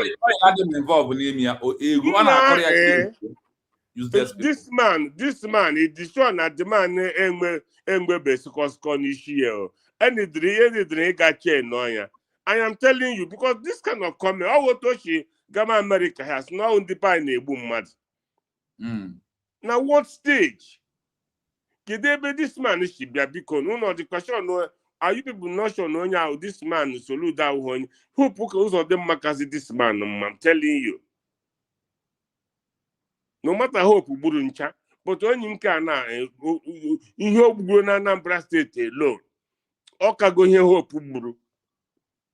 Ndị o jiri aka odo kuris okwu everywhere carry na hope no do rich like this. Hope buru ndị ba Imo State but Soludo ke ya apụgo n'egwu. So my brother, like I said, Obatobia na-abịa. Enwere egwu ha na-agụ mgbe ahụ. Eleodo here. Enwere egwu ọ na-agụ mgbe eji mara ya. But ọ na-eme adịghị ekwe omume, ọ na-eme ihe na-adịghị mba uru ka ahụ like anya alago. So but what I want to say is ihe gbasara Biafra, recognition Biafra. Stage I know now, the thing two people name expect. I'm telling you. You know, give me imagination, maybe 5 years or 3 years, or this thing will come as fast as people think. And when it come one, well, constitution or not here. I'm going to page. Back. Our people should know that. When we go home, because Biafra go already, Biafra don't come. One time in this my whole life, even if I'm in Australia, can have go to Cameron Island. Mother no got no deportation in Australia. I met her with outward phone after US being in Akuko. Would that letter that person would refer back to Australian government about the rest 3 persons. Say, these 3 people not about the same deportation like this same person. That they should review it. When they reviewed it, yes, the rest 3 people are even Abraham Abatobi came in Ireland here. I told him, one of our sisters here from Obosi, I told Abatobi, this letter pack Chinese buye. Akwa mba na-enye 12 page letter. My forgot the letter was a digital with your picture. I told Obatobi today that lady is here. Last 3 weeks, my brother confirmation. She was there with us. Okay. So I don't know. That lady kwesịrị ịpụta gba ndị ụwa ka o si wee je. Ụdị ka ndị but I met interview. No, but okwugo na okwugoro onye isi anyị na EU head of missions. Okwuole na our platform kele onye ọbụla. May people know they are encouraged. You know, but them now man the lady might not have, you know, the courage ibia, you know, Potama or Ojukwu. That's what I feel. But that document itself where voice note. Ya voice note ka play. Ya voice note ya. Kora experience ya ka play. Ya with encouragement. Oh,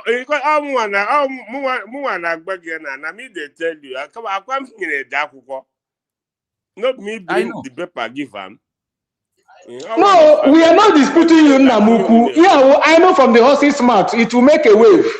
Gemente, triple M, Gente. Ihe ga-amawo onye ọbụla nọ na duro, and most of them anaghị anything about them prior, you know, kọpụta public. Na social media, yes. Yes, and as long as this message na gather to, you know, Dr. Rabese and her cabinet, all this is in Nagba, I want this information. Even you got na Twitter, we have publishing na Twitter. Those things no na Twitter, foreign affairs publishing. Make unable to find numbers. Make Meren Island. Yeah, na Twitter attack almost the whole world leaders everywhere. It's in Twitter. All foreign affairs minister of United States of Biafra compile area. So most of these people might not be, you know, put one quote high nation. What can came in Australia? What of one can take Japan? What of that brother Finland? Gulf Paris, Gama Netherlands, na street KP kriye. Honorable Jido for my chair. How was support because the guy was Sonandi with that first ID card. As I'm talking to the donor, for 2 years, but now I will take passport on that process. It's now working in the asylum that institute, that the facility. I was like in that now there. The guy, most people got Latin money. Okukwele n'okwu na YouTube anyway. I think na kekele na ka okuri anyway. You know, onye ọbụla nwere the courage. I'm a mere first daughter sister before I have been a platform, but yeah, made other people encourage and they were all happy. So, why I'm saying all this based on this information. I'm asking what to Madigeshi.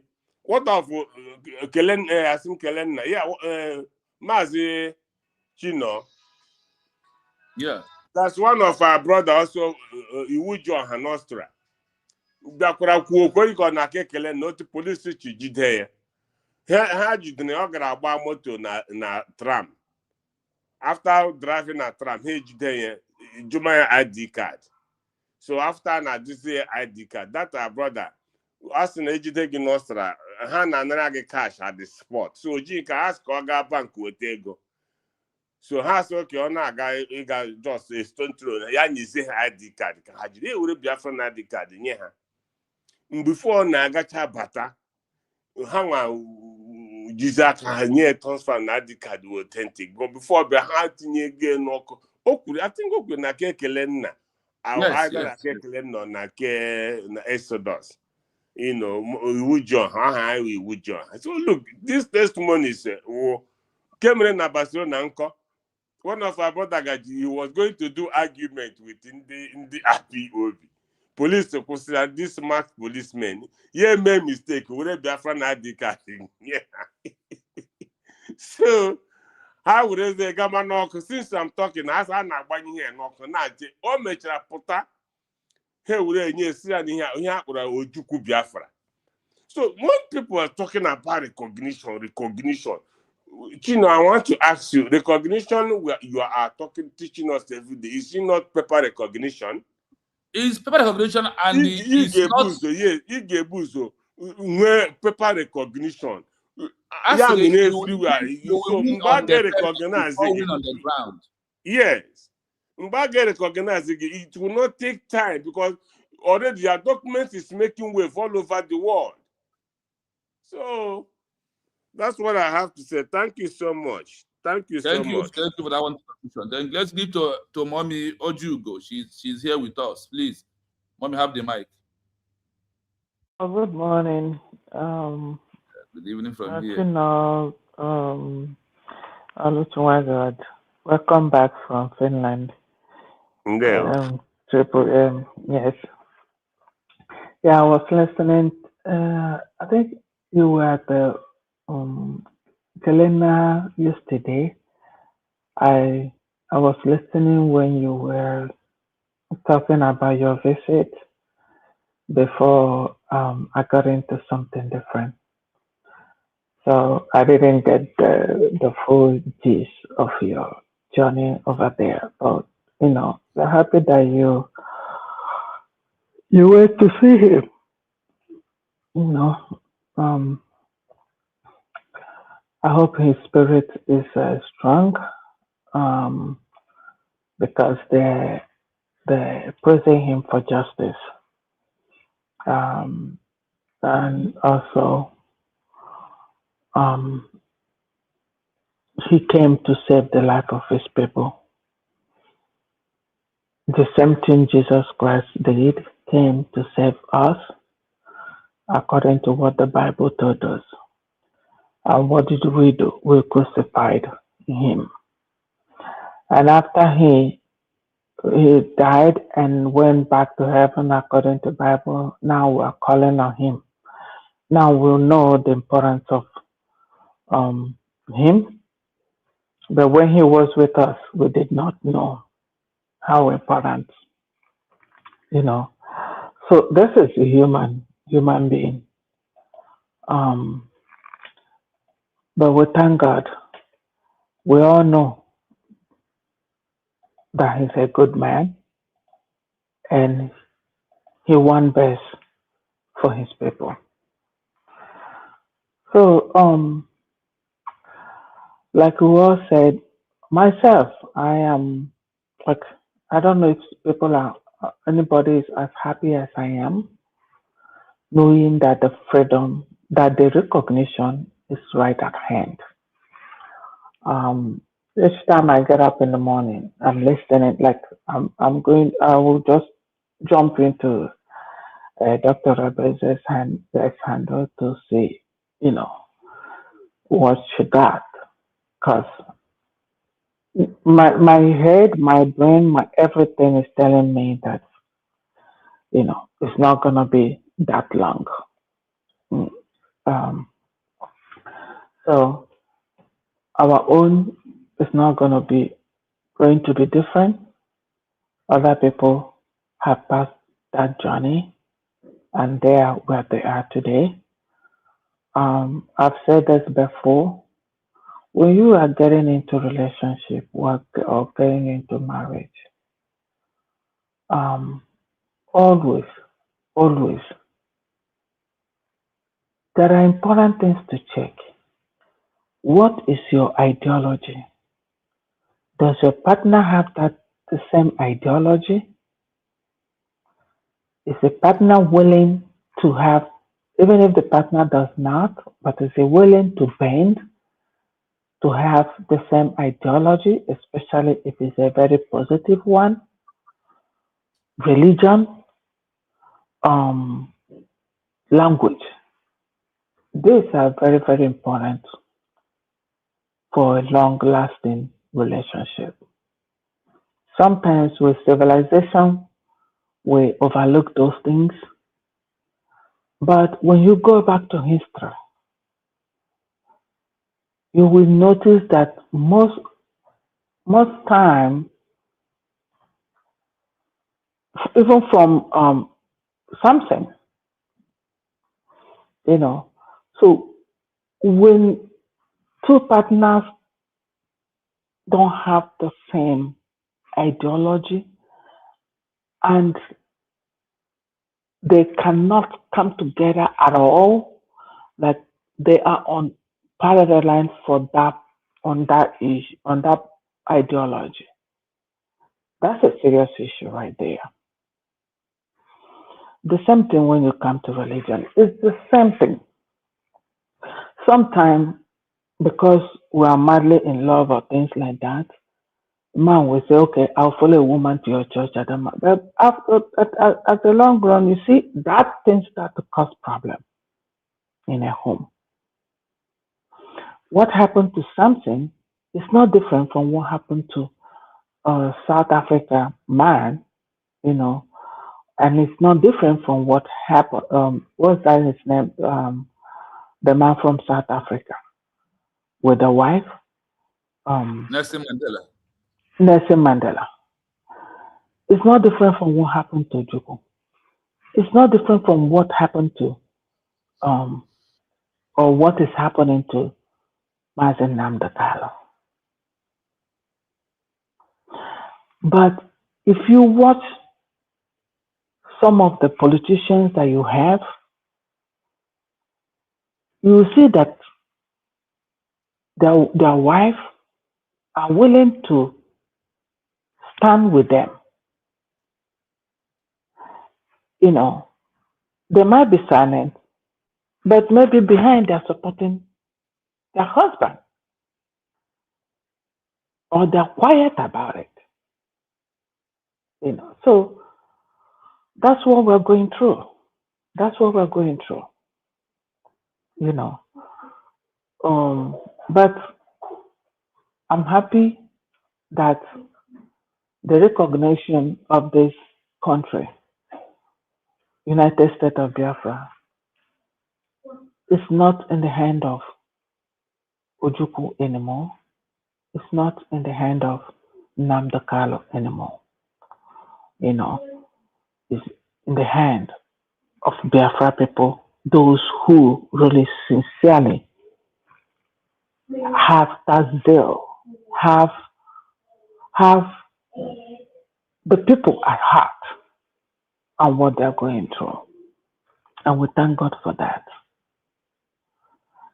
Simon Ekpa is a unique human being, very unique, more than the previous leaders. Very unique. I know why I say that, you know. And we appreciate him. We really, really appreciate him. He's a man of a good heart. And we're not going to give up. Sometimes, you know, you feel like you're weak, but when sometimes I feel like, oh my God. But once I get to Dr. Ngozara Beze's handle, my spirit pumps up again. You know, I'm like, yeah, we're getting there. You know, it's slow and steady. Slow and steady, we'll get there. So I thank you, for for the education. In fact, I've learned a lot. There are so many things I did not know before, but with your teaching, I've learned a lot. There are so many countries now. I now know how they got their independence. Which I didn't know before. I now have an idea what it takes to get independent, to get recognition, the process of it. So we really appreciate you and your time, and don't give up the battle. Don't give up the battle. Why giving up Sometimes, now? Now we're very close. yes. So sometimes the spirit is strong, but the body sometimes is weak. So we pray that spirit to control, to be the leader, to control us, and never to give up. More testimony and more testimony. Thank you so much. Thank you for coming. I always feel happy whenever I see all of you on the in the meet, being here with me and contribute one or two important things that we needed to beautify what we are doing. The Biafra we are seeking for is here already. And after I continue repeating my word, after 1967 to 2024 October until November 29, when we got it right. November 2024 was the first time we have gotten it right, like people of Namibia, Algeria, Eritrea, Ethiopia, Angola, Zambia, all these 7 countries in Africa I just mentioned right now. Then coming to the Europe side, Belgium, Poland, Lithuania, and many Ireland, how all of them be a country today. That is where we are now. So that is why we must do more to let the world know look at how they got it, and we are here right now. We have met every criteria. So it's not time to go. It's time to give more, because that is when the work is about to end. Is when it's getting more. You're getting tired and more weak. So please do not get. Rather support USD more and more. Rather give more to this movement. Because of my time, I'm going to leave it until we come back again tomorrow to analyze the other part of this program that we did today. Why Ojukwu, what Ojukwu failed to introduce after the Biafran War is what Nnamdi Kanu, Simon Ekpa introduced, government-in-exile, for us to have Biafra as a country. So from me, from here, I thank you. We'll see you again tomorrow. Have a nice day for now. Thank you so much. Thank you. Bye. Thank you.